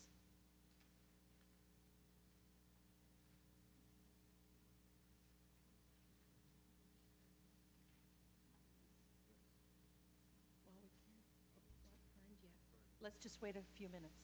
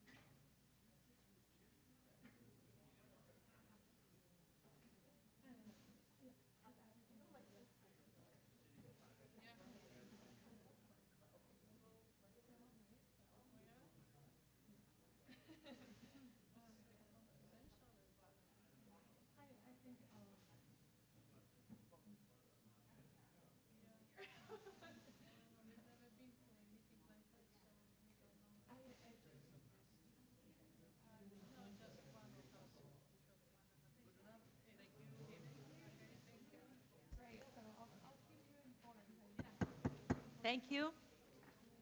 Thank you. Councillors, stop talking about the election. Okay, we're dealing with item 36, 1145, public hearing. Number 36 on the agenda is an application for a fence exemption to Roskill Crescent in Ward 8. Is there anyone here for this item? If you're here and you want to speak, please register with the clerk beforehand. No one is here? Councillor? I'd like to move the, sorry. I'd like to move the approval of the fence exemption. I believe it's the recommendation 2 by the staff, yes. Recommendation 2. Yeah. Thank you. All in favor? Opposed? Carried. The next item is item 37. On my list, I have Lisa and Darren Goller. Application for fence exemption, 31 Holcomb Road. Is there anyone else to speak to this? Okay, welcome. You have 5 minutes.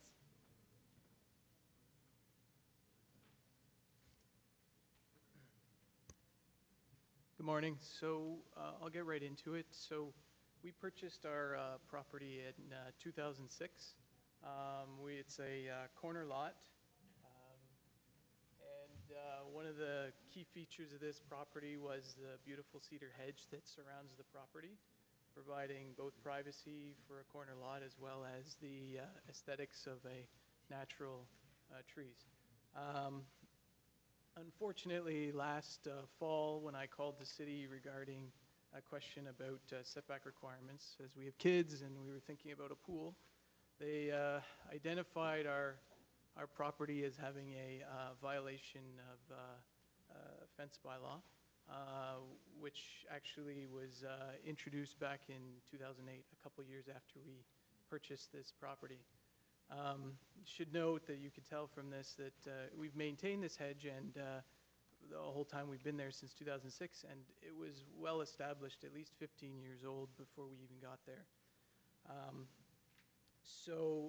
I'll also note that the driveway that's there, the 33 Holcomb, we have got a letter from the property owner saying that he has no concerns with this hedge. As I mentioned, this was flagged because I called on an unrelated matter. And I've also got some letters from others in the neighborhood saying that they like the hedge and they have no concerns with it. In fact, I've spoken to many and they're they don't understand why we have to remove it. When we started out back in December, when we got this, we were trying to, because of the timing, be exempt completely, but understanding the safety concerns, we spoke to our counselor as well as MLS, and we came up with a proposal. See that very well. That we basically would remove a partial amount. The required amount was 2.4 meters by 2.4 meter triangle, and as you can see from our property, that would be a big chunk of those trees. In fact, at least 12 fully grown, sizable trees that we would have to remove.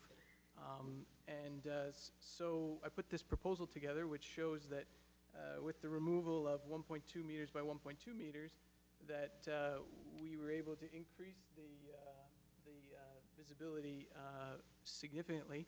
And this, in fact, is my daughter there, and she is about 10 feet from the driveway edge. And based on the design, we figure it's at least another 5 feet to where a typical vehicle would be, right? So, again, I understand the safety concerns that this bylaw is trying to handle, but I just the impact to our property is significant. If we have to take out the whole 2.4 meters by 2.4 meters, and again, there were no complaints in the neighborhood. There haven't been any incidents that I know of. So, we understand we're trying to meet halfway, and we will, I maintain this hedge, so I will ensure that it is kept back at 1.2 meters by 1.2 meters, and I will probably put a privacy lattice to ensure that the trees don't grow beyond that, so that this visibility is maintained. Anyways, just putting this to the council to, for your support, just because, again, if it was someone who put this hedge in or a fence, after 2008 in, contravention of the bylaw, I totally understand that I wouldn't be here today if that was the case. I would remove it, but just because of our circumstance and the fact that these trees have taken a long time to grow and, they don't grow overnight, and, realistically with 2.4 by 2.4, we would have to put some wooden fence, because there just isn't room, we'd have to grow and the time to reestablish these. Anyways, putting it to the folks, the council, to hopefully allow us this exemption for our hedge. Thank you. Thank you. Are there questions? No? Thank you very much. Councillor Fillion? So I'm really not sure what to do with this, so hopefully there's somebody around the table who's wiser than I am. I am really sympathetic to Mr. Goller, who's a really nice guy, buys a property assuming it's legal, then staff come to his property on a totally unrelated matter because he's trying to follow all the rules, and then they spot this condition and say you have to remove it. So on the one hand, that all seems completely, absurd, and I'm, totally with Mr. Goller. On the other hand, it's a safety issue, and I don't know what's safe. The staff say if it's 2.4 meters, it's safe. If it's 1.2, we can't tell you it's safe. So I am not comfortable making a motion either way. So maybe someone else. Thank you. Maybe someone else is. I'm prepared to move item 2.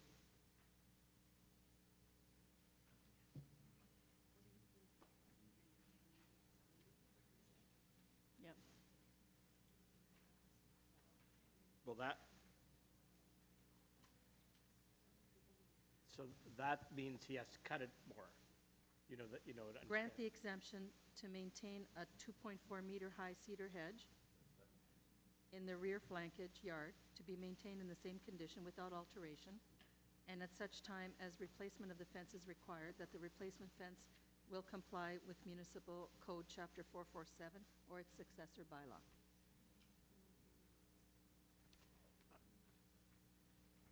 Perhaps staff could clarify what that option 2 is. Staff, would you clarify what option 2 is?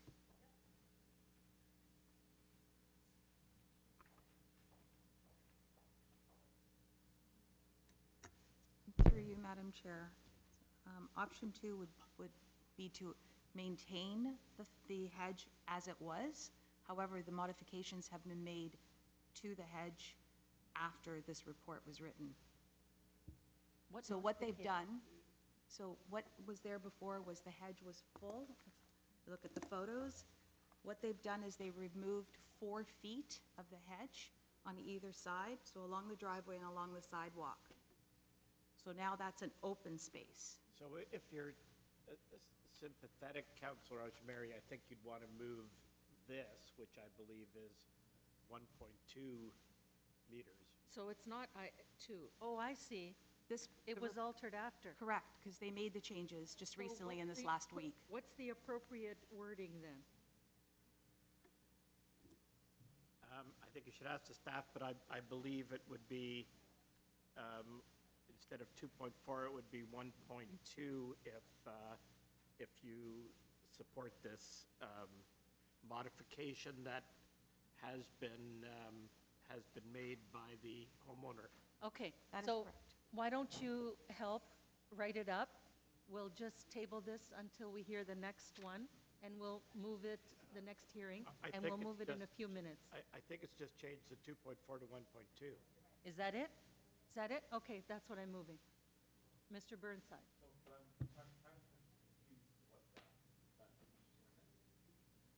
They removed a portion of it to make it safer. Yeah, yeah. Okay? All in favor? Opposed? Carried. Thank you.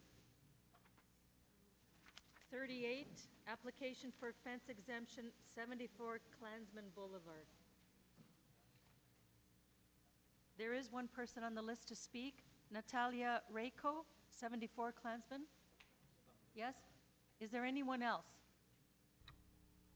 Okay, go ahead, you have 5 minutes. Morning, everyone. So I would like to bring to your attention that my husband, Dr. Sokolov, and I purchased the property at 74 Klansman Boulevard in June of 2005. At the time, the fence on the north side of our property, neighboring with 76 Klansman Boulevard, was already there. The fact that the backyard of 76 Klansman Boulevard was fully fenced on 3 sides by a uniform wooden fence at the time when we moved in makes it obvious that it was built by the owner of 76 Klansman prior to June 2005.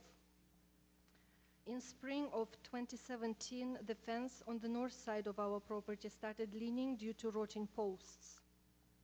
Our neighbor, the owner of 76 Klansman Boulevard, hired a contractor to fix the fence. The posts were replaced, but the height and the design of the fence remained unchanged. Both our neighbor and us shared the cost of the repairs at that time. As you may see on the pictures taken by the inspector, the property line between 74 and 76 Klansman Boulevard is sloping at about 45-degree angle. Considering the landscape, it's physically impossible to have a fence of a uniform height there.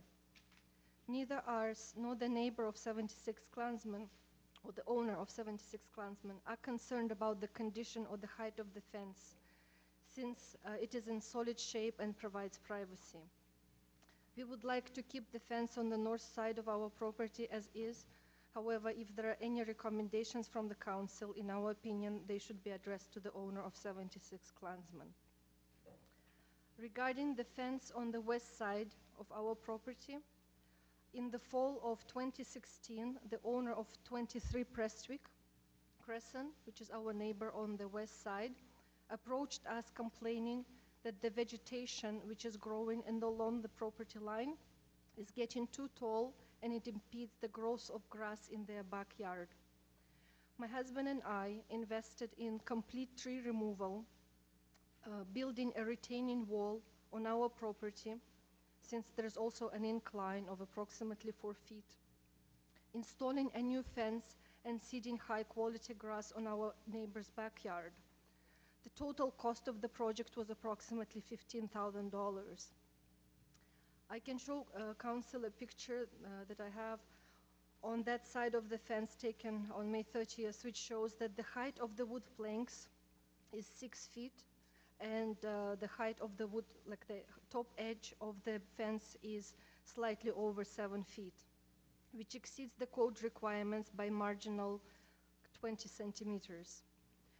A written confirmation was obtained from the owners of the 23 Prestwick and 76 Klansman, declaring that none of the neighbors have concern about the height of the fence. Copies were attached to our original exemption application. The fence is new, as in great shape, and it withstood the high winds during the winter and spring of 2018. Based on the above, we kindly ask the council to provide the exemption and leave the fence on the west and north side of the properties as is. Thank you very much. Thank you. Are there questions of the deputant? I do briefly. I'm trying to Okay. understand this. I'm Councilor over here. Steiner? Okay. I'm trying to understand the elevations based on the drawings because we've never spoken on the fence, and I have a picture over here. So there's a picture of a straight fence on the west side of the property. Yeah, that's the back of our. Back, that yeah. complies? That's 13 centimeters taller than 2 meters. Like it's roughly 2 meters, 13 centimeters tall.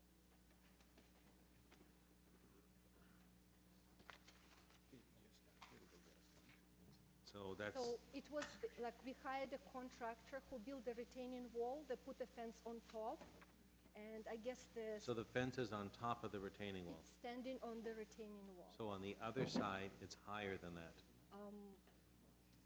Probably because there is a Retaining wall. there is there was a ditch originally.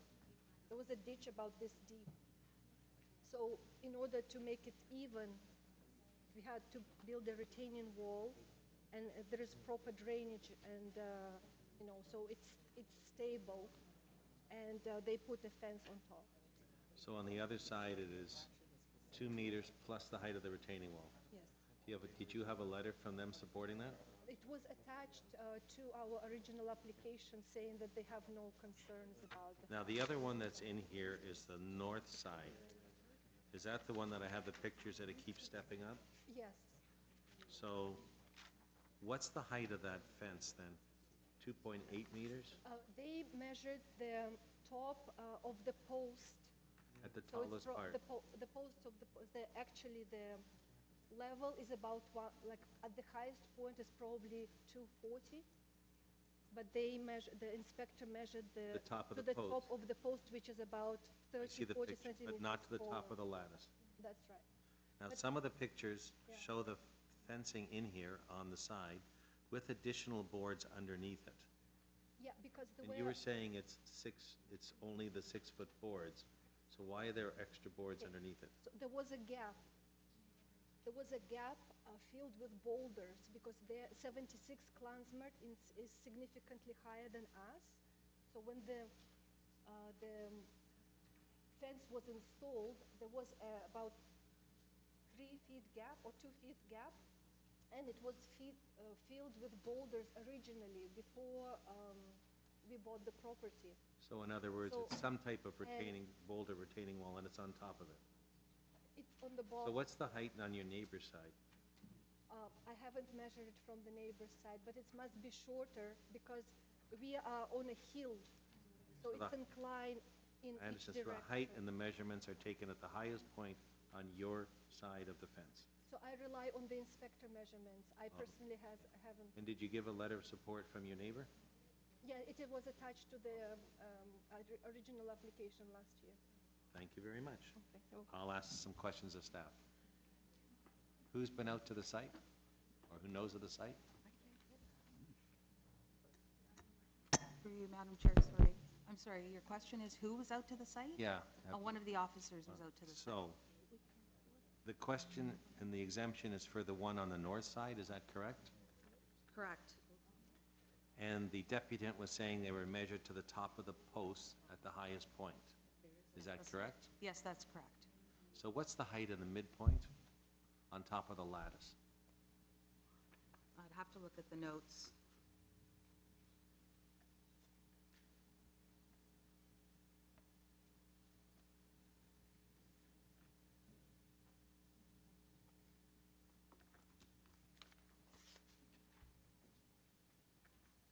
Through you, Madam Chair, the notes don't indicate the midpoint. The way the bylaw is written is that we must measure 1 meter on each side of the property and 1 meter away from the fence, and then we measure the fence height, add the two together, and take the difference between, and that's what the average grade would be.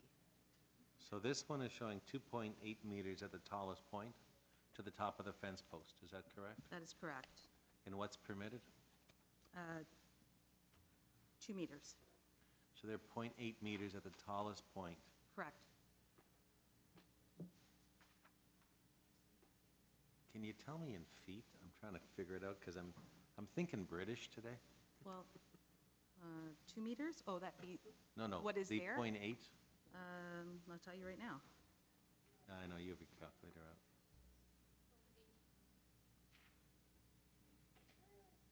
Thirty-two inches? It's 9 feet. Pardon me? About 9 feet?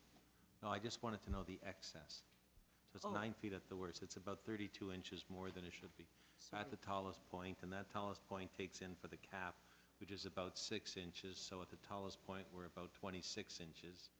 And that means at the other end of it, it's probably at the 2 meter mark. So it's going from 2 meters up to 2 meters, 2 feet. It would be, I'm sorry, 2 meters? Well, I'm looking at the picture, the left-hand side. The right-hand side, Right. where it's measured, would appear to almost comply on that section.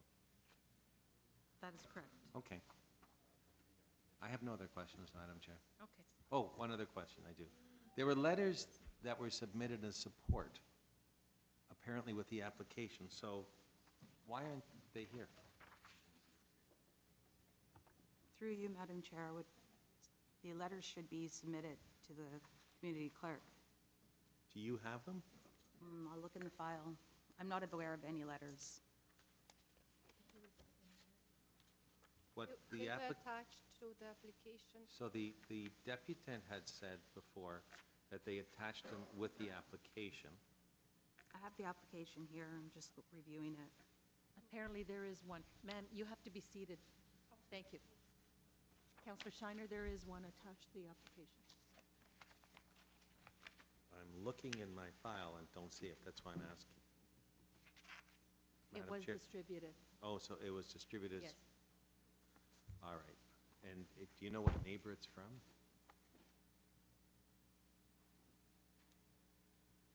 I'm not doubting the honesty of the deputant. I'm just asking what was submitted to us officially. Don't we?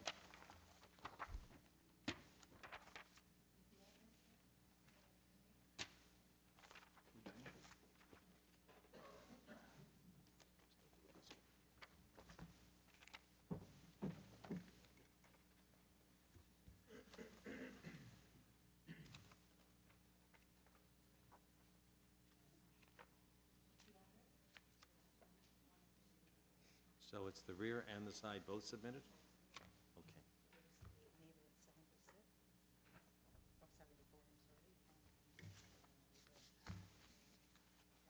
Okay, thank you. So, Madam Speaker, I can go forward with this, and All thank you to staff and yourself. You've got a property, the elevation changes along the line of it. Both neighbors are happy with the fence. They've sent in letters of support along with the applicant. I have no problem letting them have their fence with a slight variance, which is about 2 feet along the top of it, and everybody's happy with. Why would I want to make people unhappy today? Why would you? Why would I want to do that? So I will move whatever the recommendation is that I have to move in here to allow it to remain, which is, Number 2. I will move to grant the exemption to maintain a 2.4, whatever it is, Thank you. 2.8 meter height fence. And thank the applicant for doing all the work of bringing from the neighbors and keeping everything so neat. Thank you. All in favor? Opposed? Carried. With respect to 37, we're going to have to reopen for some wordsmithing. Could I please have a show of hands? I need 2/3 to reopen. All in favor? Opposed? Carried. To grant the exemption for the property at 31 Holcomb Road to maintain an area of 1.2 meters by 1.2 meters in the rear flankage yard, clear of any hedges, trees, or shrubs. 2, direct that at such time as replacement of the fence is required, the replacement fence will comply with Municipal Code Chapter 447 or its successor bylaw. Okay? All in favor? Opposed? Carried. All right. We go to the last item on the agenda, please. I've declared an interest, so I will be surrendering the chair to the deputy.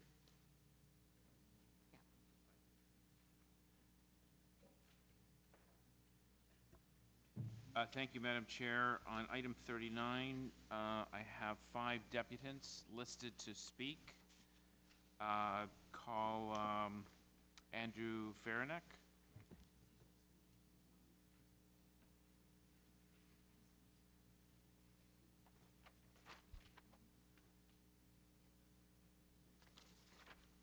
Thank you for coming. You have 5 minutes. Thank you.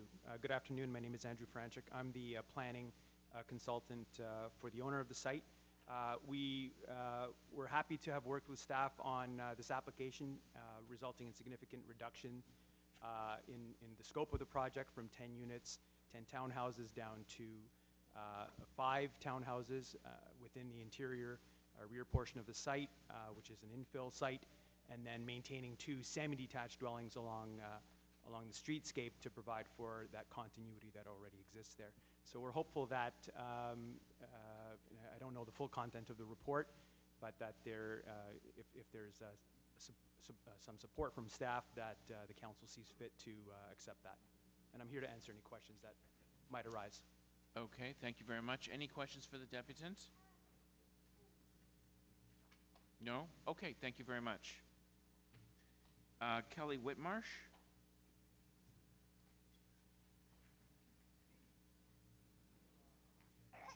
Oh, there we go. Hi. Oh, sorry. Sorry. Which one's Kelly? That's him. Oh. No, this is Calvin.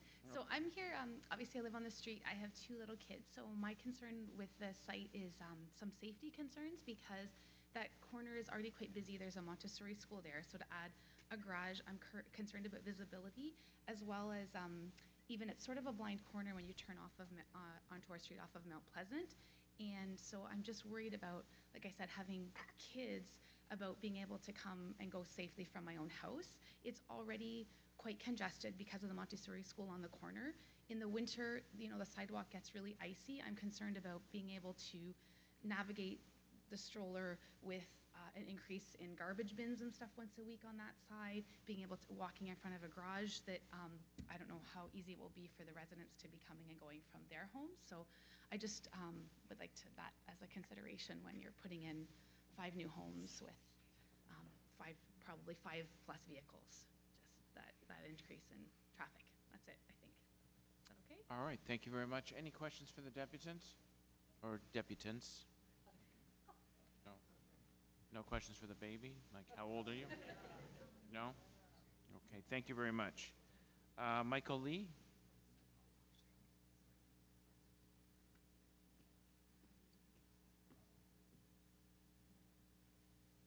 Thank you, Mr. Lee. You have 5 minutes. Thank you. Thank you for having me. I'm actually a neighbor of the property that's being built or reconstructed. I'm right across the street, so I'll be looking at the new development. And a couple concerns I have. I would commend Kelly because those are safety concerns are big issues for us. But right now, the location that's there, the buildings that they're looking at rebuilding or developing is already on a land that's higher than what my property is. So I would, instead of it being a 2-story right now, it's a 3-story when you look at it. And if they're going to add a 3rd floor, then it'll be 4 stories. And I'm only a 2-story right across the street. Also, so that's one big concern because that's outside of the zoning, I believe. Secondly, the garage door, I believe when I look at the plans, is right up towards the sidewalk. And when I look at the other properties in the community on different streets that have a similar type of development, that garage door into the underground parking is set back quite a bit. So I'll be looking right down into the garage that could be left open and seeing all the different traffic and whatnot that's going through there. You know, I have a garage. I close the door every night, every day, all the time. So I don't want to see that. As well as I have young kids, I'm worried about the safety because the school that goes in there, you should see it at drop-off and pick-up every day. I've seen almost accidents all the time, the young kids running down the street, and I think and I believe that the visitor parking that they have located for this site will be totally will not be able to hold all the visitor parking. Our street now is packed with cars 24/7. That's because of the development that went across the street many years ago, the apartment building on Mount Pleasant, which is right across from our street, Elvina Gardens. That will have a big hindrance. I watched a lady yesterday. She came, she had 2 cars. She didn't live on our street. She lived on, I think on Mount Pleasant or a street, Erskine on the other side. And I said, oh, do you live down the street? And she said, no, I just park my cars here all day. So there's a big issue for me. I watched her go, walk, drive 1 car, come back and pick up her next car. And she didn't even live in our street or a close neighboring street. I think she lived up more on Keewatin, on the west side of Mount Pleasant. So that's a big concern, because that'll increase as time goes on, as well as with these 10, or as the gentleman said, 7 properties now. The visitor parking is not adequate, and the biggest thing is I don't want to look at garbage bins. I think 7 properties, or they're trying to wheel them in, wheel them out. I don't know what the explanation is of what kind of garbage bins they're going to have, but it's not appeasing. I'm happy that they changed the plan to 2 semis in front, but as I mentioned, and I will reiterate, that I'm not happy with the 4 floors that I'm going to be looking at, when it actually says 3, but they're on a lift. So,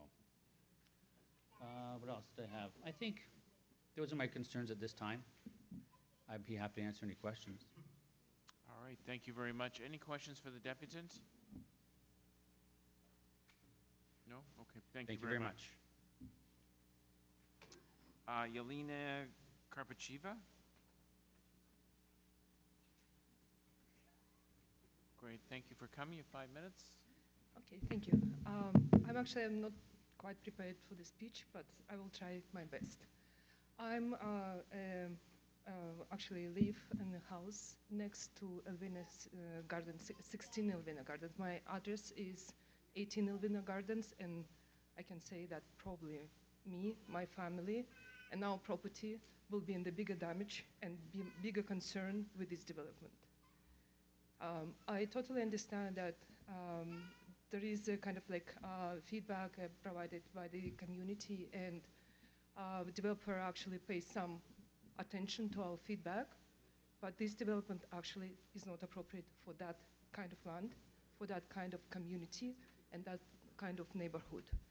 I have a great garden on my backyard, and building the house that will be much higher than other houses on our street will actually damage my and kind of reduce quality of my life, reduce my privacy. I work whole day. I actually need a rest at the end of the day, like any other people. Why I need to suffer? Tell me. The other concern that I have is that, as Michael mentioned, is about transportation, about vehicles at this part of the street.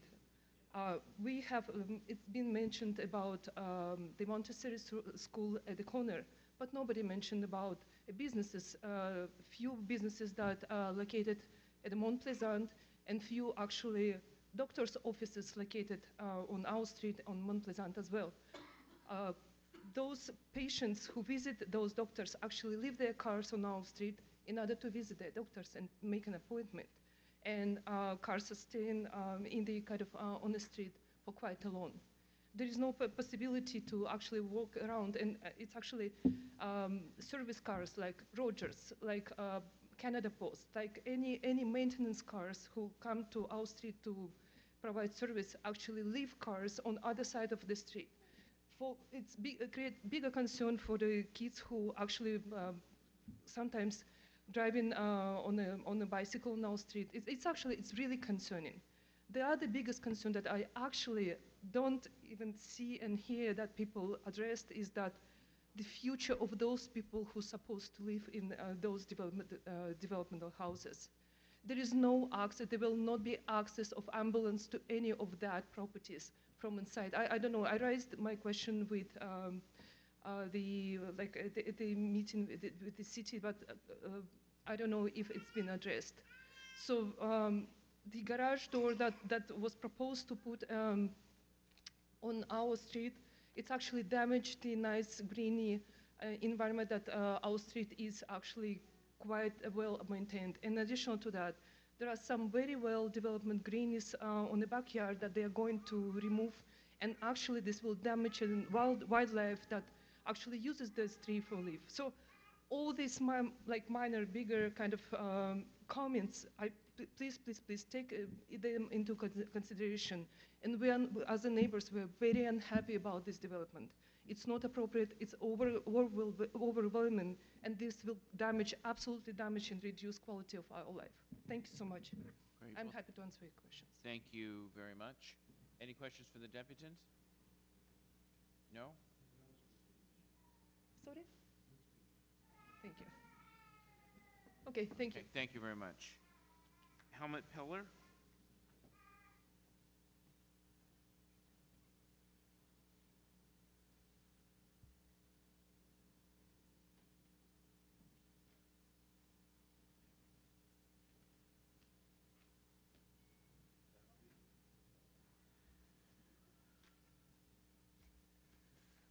Good morning. My name is Helmut Pillar. I live on 941 Mount Pleasant Road. I purchased that property in 1983, and subsequently in 1986 I purchased 943. There's a laneway in the back, or right-of-way, a 10-foot right-of-way, runs across the rear of our properties. As I said, we are here. This is the lane, this is the right-of-way that comes in from Erskine and serves all these properties. There's a right-of-way for these properties facing Erskine, and all here up to here is where the right-of-way goes. To the south of us, these are all commercial properties, dry cleaner, store, and so on. There's parking in the back here, but they have reciprocal right-of-ways over each other property to access in the back. My concern is the safety and the traffic that will increase significantly over this area here. As you can see, these are the condominium townhouses. This is the semis. There's some green space here. Perhaps to complete the explanation, this area here that you see in here is attached to this address on Erskine. And this has been there since this development went in, since about 1933. And we have no idea why this empty space, which is now empty space. There's a garage on there. There used to be garages back here, but they were dilapidated and they came down some years ago. As I understand, I tried to look into it over the years. There had been some attempts to build something here, but it had been turned down repeatedly.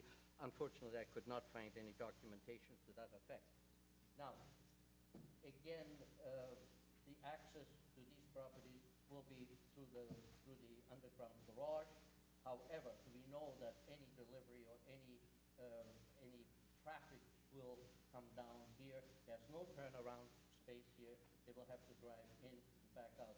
The traffic consultants who gave a report on this did say they can go forward in and forward out. I don't quite understand how. They can do a U-turn here or back up in here and then drive out.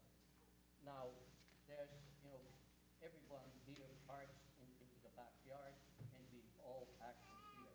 It is my opinion that these dwellings here will be serviced by this right-of-way here, which is attached to them, and they're perfectly entitled to it.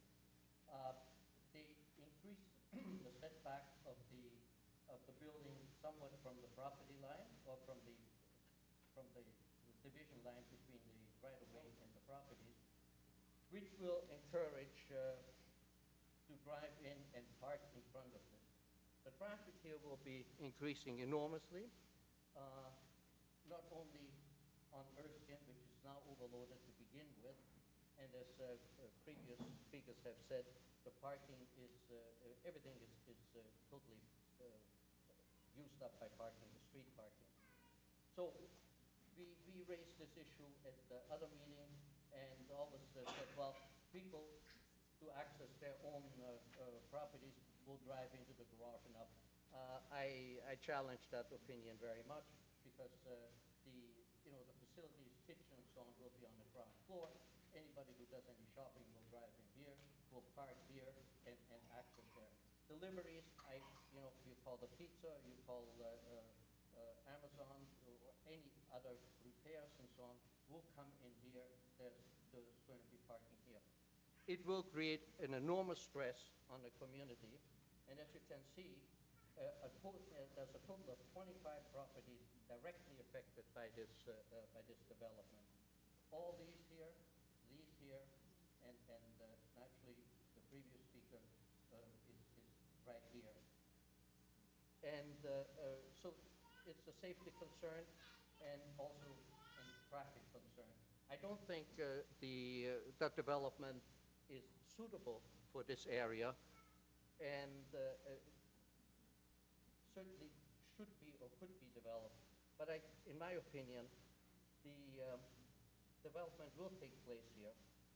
We have to look at it that this is a huge block here, Mount Pleasant to Alvena Gardens, Erskine to Alvena Gardens. In my opinion, somewhere down the line, there probably will be a new development for this entire block. How many years? 20 years, 25 years? But I think we should be planning for the future and not just planning for the next few years or trying to deliver housing that is... Excuse me, sir, if you're well over 5 minutes, if you could Oh, wrap I'm up. sorry. Sorry. If you could wrap up, are you done, or? Yes. Okay, great. Thank you very much. Any questions for the deputants? No? Okay, thank you very much. Thank you. Oh, there is a question. Councillor Shiner. So I'm just, I was looking at the diagram that was up there. So it's 4 townhouses or 5 townhouses that are going to be accessing this right-of-way, is that correct? Correct. And on the other side, there's 6 houses now that use that right-of-way? There's 10. There's 10. Everything, all here, right from Erskine down to 939. Okay. There's 10 of them, but there's then 6 of them that are across from the new townhouses, right? Am I right? Directly across, yes. And they use that right-of-way? Yes. Is that right-of-way owned by those 6 houses? The right-of-way is owned, yes, the right-of-way is owned by the property under development. We have a right-of-way over that strip of land. But it's owned by the one over It development? is owned, yes. So I'm trying to understand why, if they own it, they shouldn't be able to use it to access their properties. No, that's, yes, they have every right to use it. We are not saying that they don't have a right to use it. What I'm saying is that it will increase the traffic. It will double the traffic that it serves now. On the right-of-way to have access to their own property. They're not using it now, but they're going to be, this plan lets them use it. Yes. But they own it. Why shouldn't they be able to use it? I didn't say they shouldn't be using it. So I'm saying there's an increase in traffic there that will impact everybody. And safety. Walking, parking. But I'm trying to understand, though, why if someone owns a right-of-way, which owns the land and gives them right of access to their own land, and you have an access over their property, why they shouldn't be allowed to use their access on their property, and you're concerned about the increase in traffic, but you are, and the other neighbors are using it and have the same increase in traffic. This is a proposed development, so it's not there now. There's one owner. So this here owns the property, and there's nothing on there now. So nobody is there now to use this. The only ones that come in here and park here are the people that presently are renting or leasing this house until, the development will go forward. So it's not being used now. It's used strictly by the owners here. So what would you suggest is the appropriate use of the land that they have their access to, that they haven't got any development on at the present time? We are not opposed to any development. We are looking for a development that is conducive to that area, that fits in here, and furthermore, we are here. So I understand. They're looking straight. So what do you think is conducive or appropriate for it? A conducive development would be if you turn it inward and, let's say, have a separation between a block here, and the empty space here, going in through here. So you would like the access to come off Alvena for these homes and not on their right-of-way? I'm trying to understand it because the counselor's in a very difficult position. There's an application, which I believe is an amendment over here, that I don't think our staff are totally opposed to, that might think it works, to redevelop it with some townhouses in the middle of the property, which is much better than a much denser development. It will cause a little extra traffic on a laneway, but I'm trying to understand what the alternative is that she might be able to suggest to us that would be better for it, and I'm not hearing what the alternative is. I'm just hearing what the problem is. I don't mean to be difficult with you either, but No. what's the alternative to this? Well, it's a very difficult property to develop, I grant you that, because the shape and the configuration of what is it attached to makes it very difficult to develop. Now, granted, as I said, this was simply a suggestion to turn that inside. It would create a much lesser density, I grant you, and will not,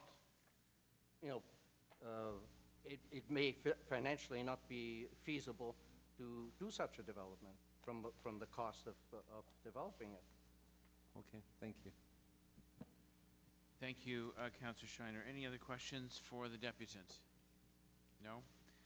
So we had a late add-on deputant, Ronnie Barajaj. Sure, I'm saying that wrong, so I do apologize. So the deputants keep piling on. So if there's anyone else in the audience that would like to speak, they should immediately register with the clerk. And I think it's fair enough as we're going to cut off deputants at 12:40. We also need a motion to extend, as it is lunchtime, and I hope there's concurrence to continue to finish the item so we can adjourn. All those in favor? Opposed? That's carried. Great, thank you very much. You have 5 minutes. Do I press? Oh, it's on already. Hi, my name's Ronnie Bardawaj. I'm a part of the neighborhood and have, I suppose, for the past 6 months or so, organized a community group against the proposed development. We've kind of gone through multiple levels of conversation with our city planning department and our peers here in the city. I'd like to raise a couple concerns that I have, particularly around zoning, around design and fit for neighborhood. I think that the overall development, if you look at the heights, if you look at the orientation of the lots, if you look at the design, is not in character of the neighborhood. It sets different precedents. Now, I'm not here to say that infill developments aren't possible in a neighborhood community, because that precedent has been set previously. But I'm here to say that there's responsible ways to do development that are in the fit of the surrounding neighborhood.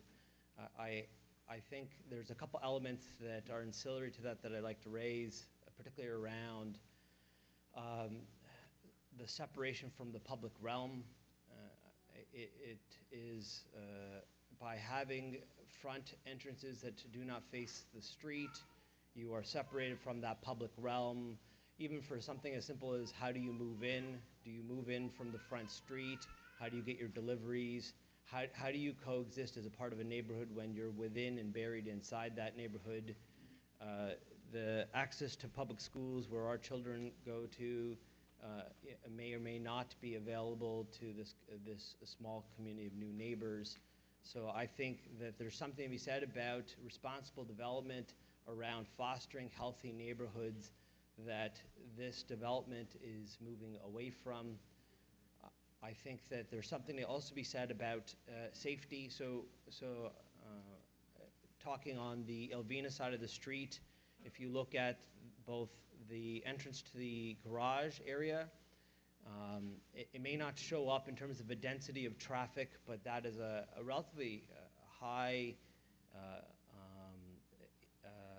intersection of traffic from perspective that there's businesses across the street, there's houses, there's an adjacent plaza, and then there's also a children's school that by the time the proposal was first submitted, was erected with, call it between 50 and 100 children every morning.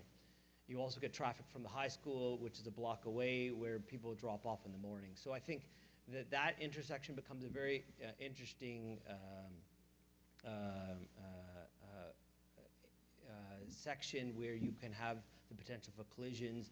I've seen other developments have dual access in and out of properties, but I think that's something to be called upon, particularly from the safety of people passing by with children and other things. The garbage collection is something else that I think is important to call out. If you only have one small space for front street access and half of that is taken up by a garage, where do you put your garbage bins? Where do you collect that for pickup? In our neighborhood, we've previously had multiple rat infestations from our friends who've developed. The rats had to relocate with all the condos that moved into the neighborhood, so they found our neighborhood. So I think there's something to be said about a health and safety concern there. But in general, fit for neighborhood is a very important thing.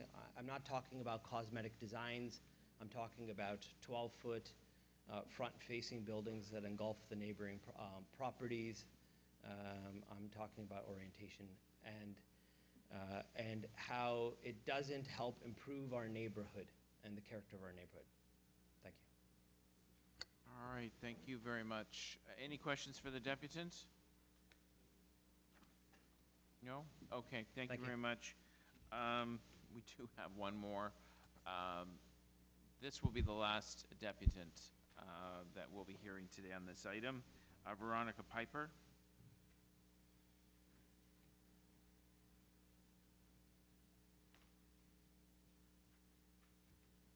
Thank you for coming. You have 5 minutes. And thank you, being that I did arrive a little late. I appreciate the opportunity.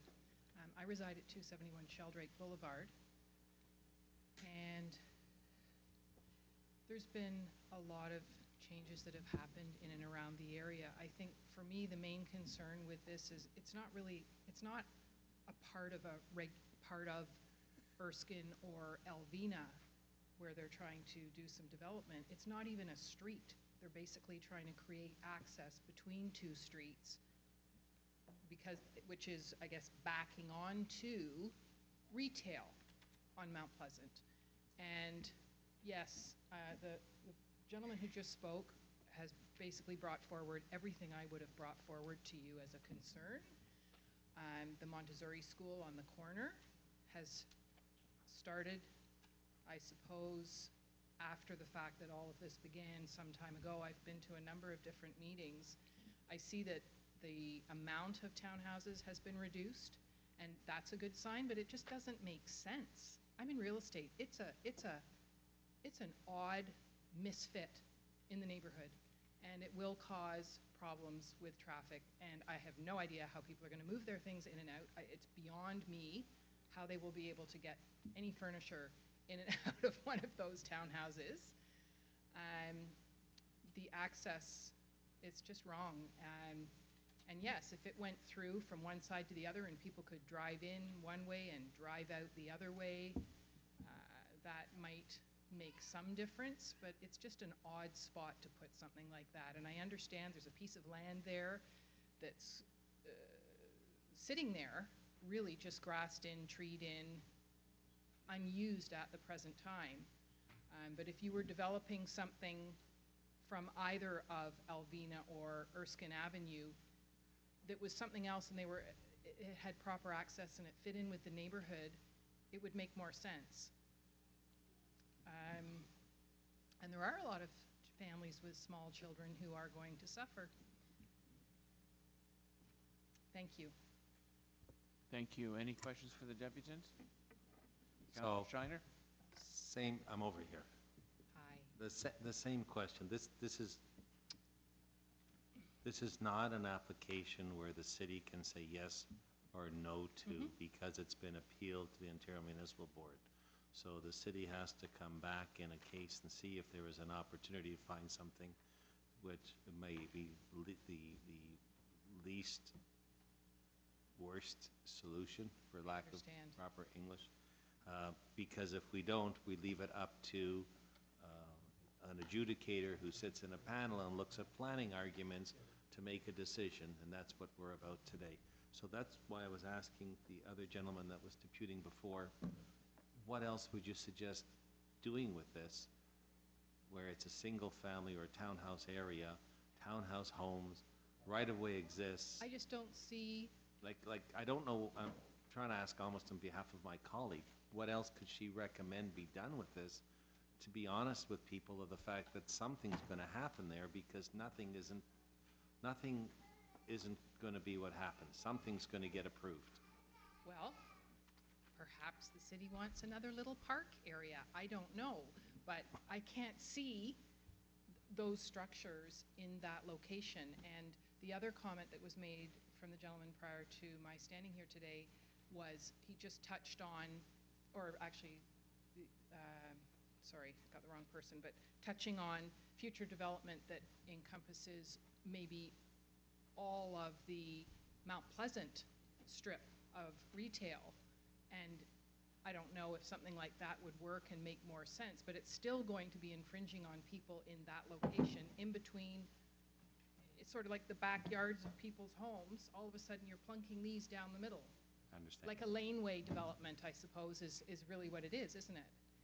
It's just not that great, it's not a large enough space maybe to actually answer to that.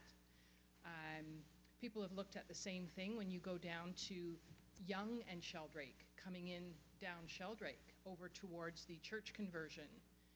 And there's very, very deep lots there. And the same thing has happened. Nothing has really come about with that. But there is this, 290 feet deep backyards that people have. Well, maybe some of these other people can make use of some of that land and purchase it, or has anybody tried? I have no idea. I honestly don't have an answer. I just don't see that this is great. It's certainly better that it's less of them. Thank you. Thank you. Okay, thank you, Councillor Shiner. Any other questions for the deputants? No? Questions for staff? There's a gentleman there with his hand up. I don't know who it is. If I could answer, No. Councilor Shiner? No? No. No, thank you anyway. Questions for staff? I'm just going to speak. Just, I do briefly. So, this definitely isn't great, sticking townhouses in people's backyards, which is what it is, on a right-of-way that exists over there, and I don't think people ever envisioned it would happen. Is there any other suggestions that we would have or recommendations we could make, or just give an out-and-out refusal on this and not deal with it from your perspective? Through you, Madam Chair, planning staff feel that there's been a number of improvements from the original 10-unit townhouse project that was recommended to be refused, and we feel that the current project before you, subject to a couple of minor changes, would be sufficient. That's notwithstanding, there's many ways to slice an apple. We haven't been presented with any alternative schemes that address our concerns. The one before you now addresses many of the concerns we originally had. And I agree it's less than ideal, but it is a challenging site, a challenging configuration to develop.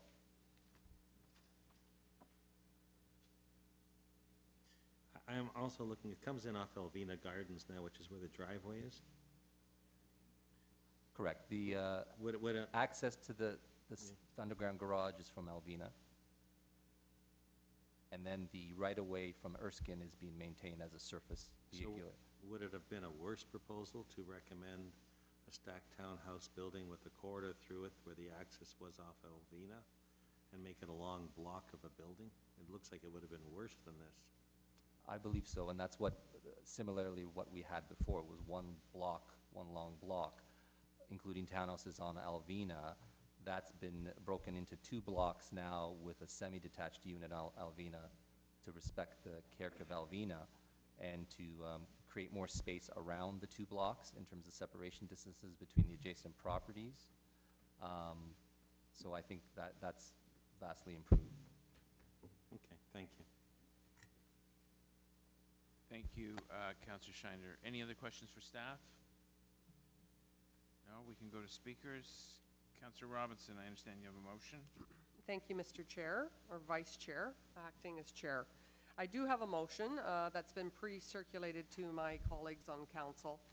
And the Clerk's Department, I thank you if you'd put it up on the screen. I don't even know where to begin except to say that I want to thank the residents because it was many of them to get here today. And if this was in the evening, the chamber would have been filled. They also wrote, and I hope you've had a chance to read these beautifully articulated letters that they have sent in, quite thick and comprehensive, that talk about the planning applications that we've really strayed from as a city with this report. So I have to be a little bit careful on what I say because some of this is confidential, but I do want to thank particularly Ronnie, who spoke second last, and who's really taken a leadership in the community, a leadership role in really bringing the community together to oppose this and try to work as closely with planners as possible. I have never, in my 8 years as a city councillor, ever written my colleagues a letter the day before council to ask you to support me on an application. I have never met with the city manager or the chief planner on an application, but in this case I did. And I have to say, I have never felt so let down by planners. This was identified as a red light application when it came in. It violated major planning policies and is completely inappropriate. And just based on principle alone, I cannot believe we're sitting here with this report in front of us. John Fillion, when this came as a preliminary report, stated, we can compare this to the now infamous OMB folly. And, you know, John Fillion, Councillor Fillion has a lot of experience in planning. So we had this strong refusal report before us, and council voted to direct city legal to oppose this all the way to the OMB. And if you read that original report, which I sent to all of you yesterday, it was uncompromising. On page 15, the proposal is not in conformity with the official plan, is considered an inappropriate development for these lands. And it goes on and on and on. I shouted to the mountaintops when I saw that original refusal report. And somewhere in the last few months, things completely went off the rails. And honestly, I'm shell-shocked, and so is the community. A number of meetings happened with the developer, and suddenly, planners are on board. So I think these people, I'm shocked they're even here because they're completely disillusioned and feel abandoned by the city. And I have such a long list, and I don't have time to go through it, but I will tell you this. It is in blatant contravention of our official plan that these interior townhouses will not face a public street. They are not facing a public street.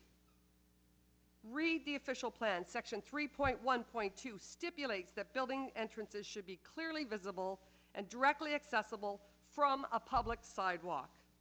Section 4.1.9 specifically speaks to irregular lots, which planners are saying it is just that. But guess what? It still says it has to front on to an existing or newly created public street. So I just cannot believe what is happening here. This proposal, think about your backyard right now, just visualize your backyard, and visualize a wedding cake, and pretend it's being plopped in in your backyard, because these are going to be higher than the actual neighborhood. There are no examples of this. Internal townhouse units in this neighborhood, forget the neighborhood, in this vicinity of Toronto, not a one. There's not one example of it. And it can be rarely found anywhere outside of the downtown core. So this undermines the lotting pattern of the area. It introduces an inappropriate way of organizing development, and it is wrong. And you can tell, I guess, by my emotion that I feel this is a critical issue that is before this council today to take a stand on this. It's unprecedented way of organizing development. tall townhouse units behind Mount Pleasant and Erskine and all the surrounding streets. It's devastating. As Ronnie beautifully said, and all the speakers did a great job today, because it's not easy to do these, to get up and speak before council. It destroys the character of the neighborhood. It's like plopping a neighborhood in the middle of a neighborhood.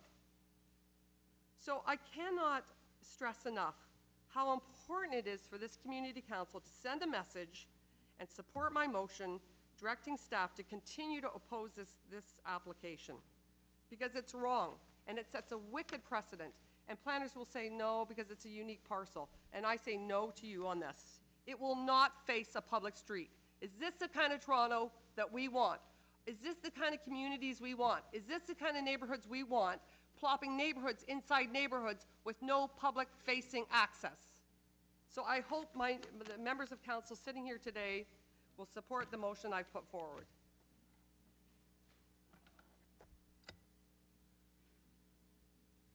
Thank you, Councillor Robinson. Any other speakers? Councillor Fillion? Yeah, briefly, because I know it's late. I'll be supporting Councillor Robinson, and I've noticed an alarming to me anyway, and obviously to some councillors, I'll call it a trend because it didn't used to happen before, where the staff will take a firm position, the community council or council will support the staff firm position, the residents are happy, everybody thinks everything is good, and then the next thing you know, there's a settlement report at council with no consultation with the community who've been involved in the application, including at the OMB, with no consultation with the local councillor, and they just kind of show up, and you're torpedoed, really, as the local representative. And this didn't used to, I don't recall this happening prior to, like, recent years, and I just find it really disturbing. Yeah, that's all. Thank you, Councillor Fillion. Councillor Carmichael Graham. I just wanted to say I will be supporting Councillor Robinson's motion. I also agree with Councillor Fillion that this is an issue that is becoming greater and greater. I've experienced it in my own ward, not with townhouses, but with mid-rise buildings that are far too big for neighborhood designations, not on avenues, and it is a trend that is getting worse. So I will be supporting Councillor Robinson's motion on this. Okay, so, Councillor Perusa.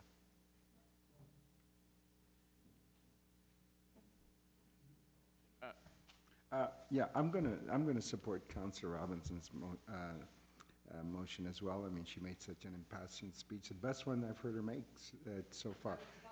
Yeah. Maybe that's why I'm supporting you then.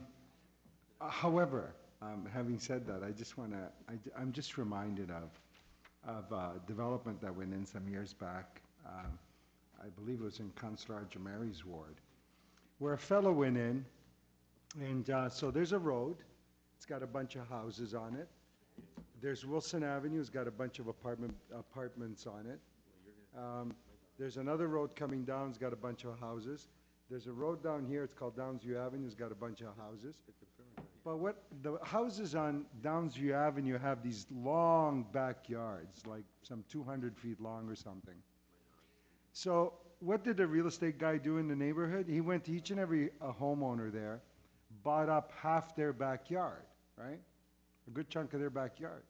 So bought them all up. Then he bought a house at the end of the street, on a side street. So he came in with an application. He demolished the one house, created an access, and in all of these backyards, he came in with a planning application for, you know, a new subdivision, some condo stuff, and I don't know, some other things.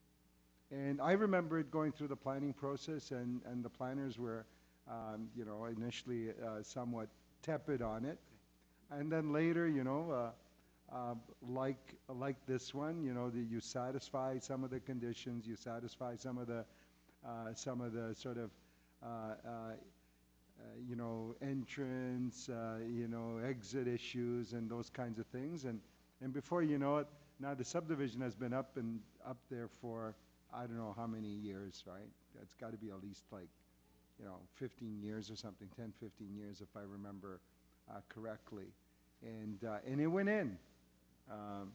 So while we kind of say, you know what, not kind of like, you know, it's my backyard, it's kind of like landlocked, blah, blah, blah, you know, and say you're not going to be able to get furniture and what have you, that went in, and they eventually approved it. So I am going to support Councillor Robinson, but I suspect that this is one like the salmon, you know, you're going to be swimming uphill until you get exhausted, and then just everything flows back downhill all over again. Absolutely. Well, thank you for that moving metaphor. I think we're ready. No, we're not, Mr. Council. I was trying to get your attention. No, Councillor Shiner has some more moving words for us. Commentary isn't necessary, and I think this is a really important issue to the residents and the council that's here. And I asked the question of people to try and see what their perspective was. I can only imagine what it's like to be living in a house for many years and find out that there's a house going in your backyard. And that's really what we're faced with. It's trying to understand the issues from the different perspectives. The original plan really had a long block of a house coming in off one street, Alvina, and then having people walk into it. The city staff tried to accommodate that in a manner to at least provide some better separation distances and access inside of it, because there were policies within our official plan documents that do talk about irregular lots, and they were trying to work with that, and I know they were trying to come out to something that was at least a little bit better. I also know, and I think all of you should be very, very aware, that some of our colleagues on council are pushing for things like laneway housing, and they have no idea that that's as bad as this, if not worse. We could take a garage in the back and start to add people living there. And a lot of people in our more suburban areas don't hear about it because we don't think about it, because most of you don't have laneways. Well, this is laneway housing. But it's big laneway housing. It's not on a garage or on top. It's huge and it's massive. So, not to belabor the point, my colleague is going to try to do her best to defend your rights through the hearing process and see in that regard whether there can be a refusal for this application, and we'll see what it is. It's very interesting to me that the person that could actually have made these things better, being the Premier of the province of Ontario, to my understanding lives in a very close proximity to this house. And let me tell you, when we had a problem, and my colleague had a problem on Erskine Avenue with John Fisher Public School, it was another one that was through the Ontario Municipal Board, ended up with a settlement and a decision which was very distasteful to my colleague, I think, when she moved it, but had to get away from something worse, and a new owner was there, that I received a phone call from the Premier as Chair of Planning and Growth Committee. Could I find some miracle to fix that? And I said, like what? Well, could you move it to a piece of parkland? And I said, can you give me a piece of provincial land? Why would we give up a park? Because you made a mistake. So it's interesting that this actually comes back to root with these problems in the own area where that person that could have made a big change a long time ago didn't, and doesn't allow the city to deal with its full jurisdiction of planning and tell people that no means no, because from us, no has to mean to a board panel, well, we don't think so, and someone else gets to adjudicate on this. And that is really the flaw in the system, of the ability to have the real jurisdiction to deal with planning matters for all of us here, because we all get caught in many of these instances at different times. So I'm fully supportive of my colleague. I hope we can give some kind of message and find someone that will support that. It's no disrespect to our planning staff who have tried to make the best of a bad situation under policies, but I definitely wouldn't want someone to be building a house in my backyard, or at least what I thought was that. Thank you, Councillor Shiner, and I won't be formally speaking, but I do support Councillor Robinson's motion. So I think we're ready to vote.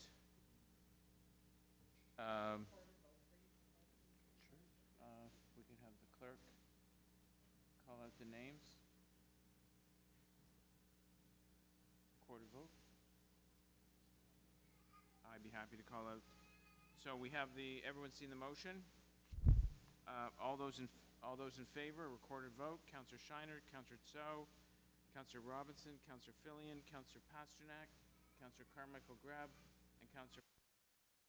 It is unanimous.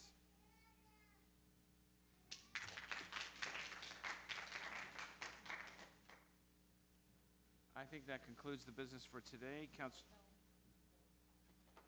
I have the confirmatory motion as Councillor Burnside had to leave.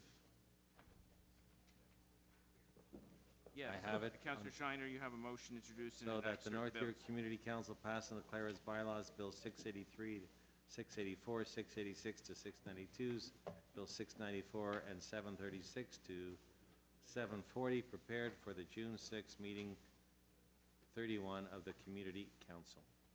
Thank you. Shall these bills be passed and declared as a bylaw? All those in favor?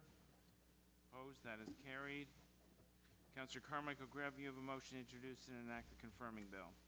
That the North York Community Council pass and declare as a bylaw a confirmatory bill to confirm the legislative proceedings of the North York Community Council acting under delegated authority at meeting 31 on June 6, 2018.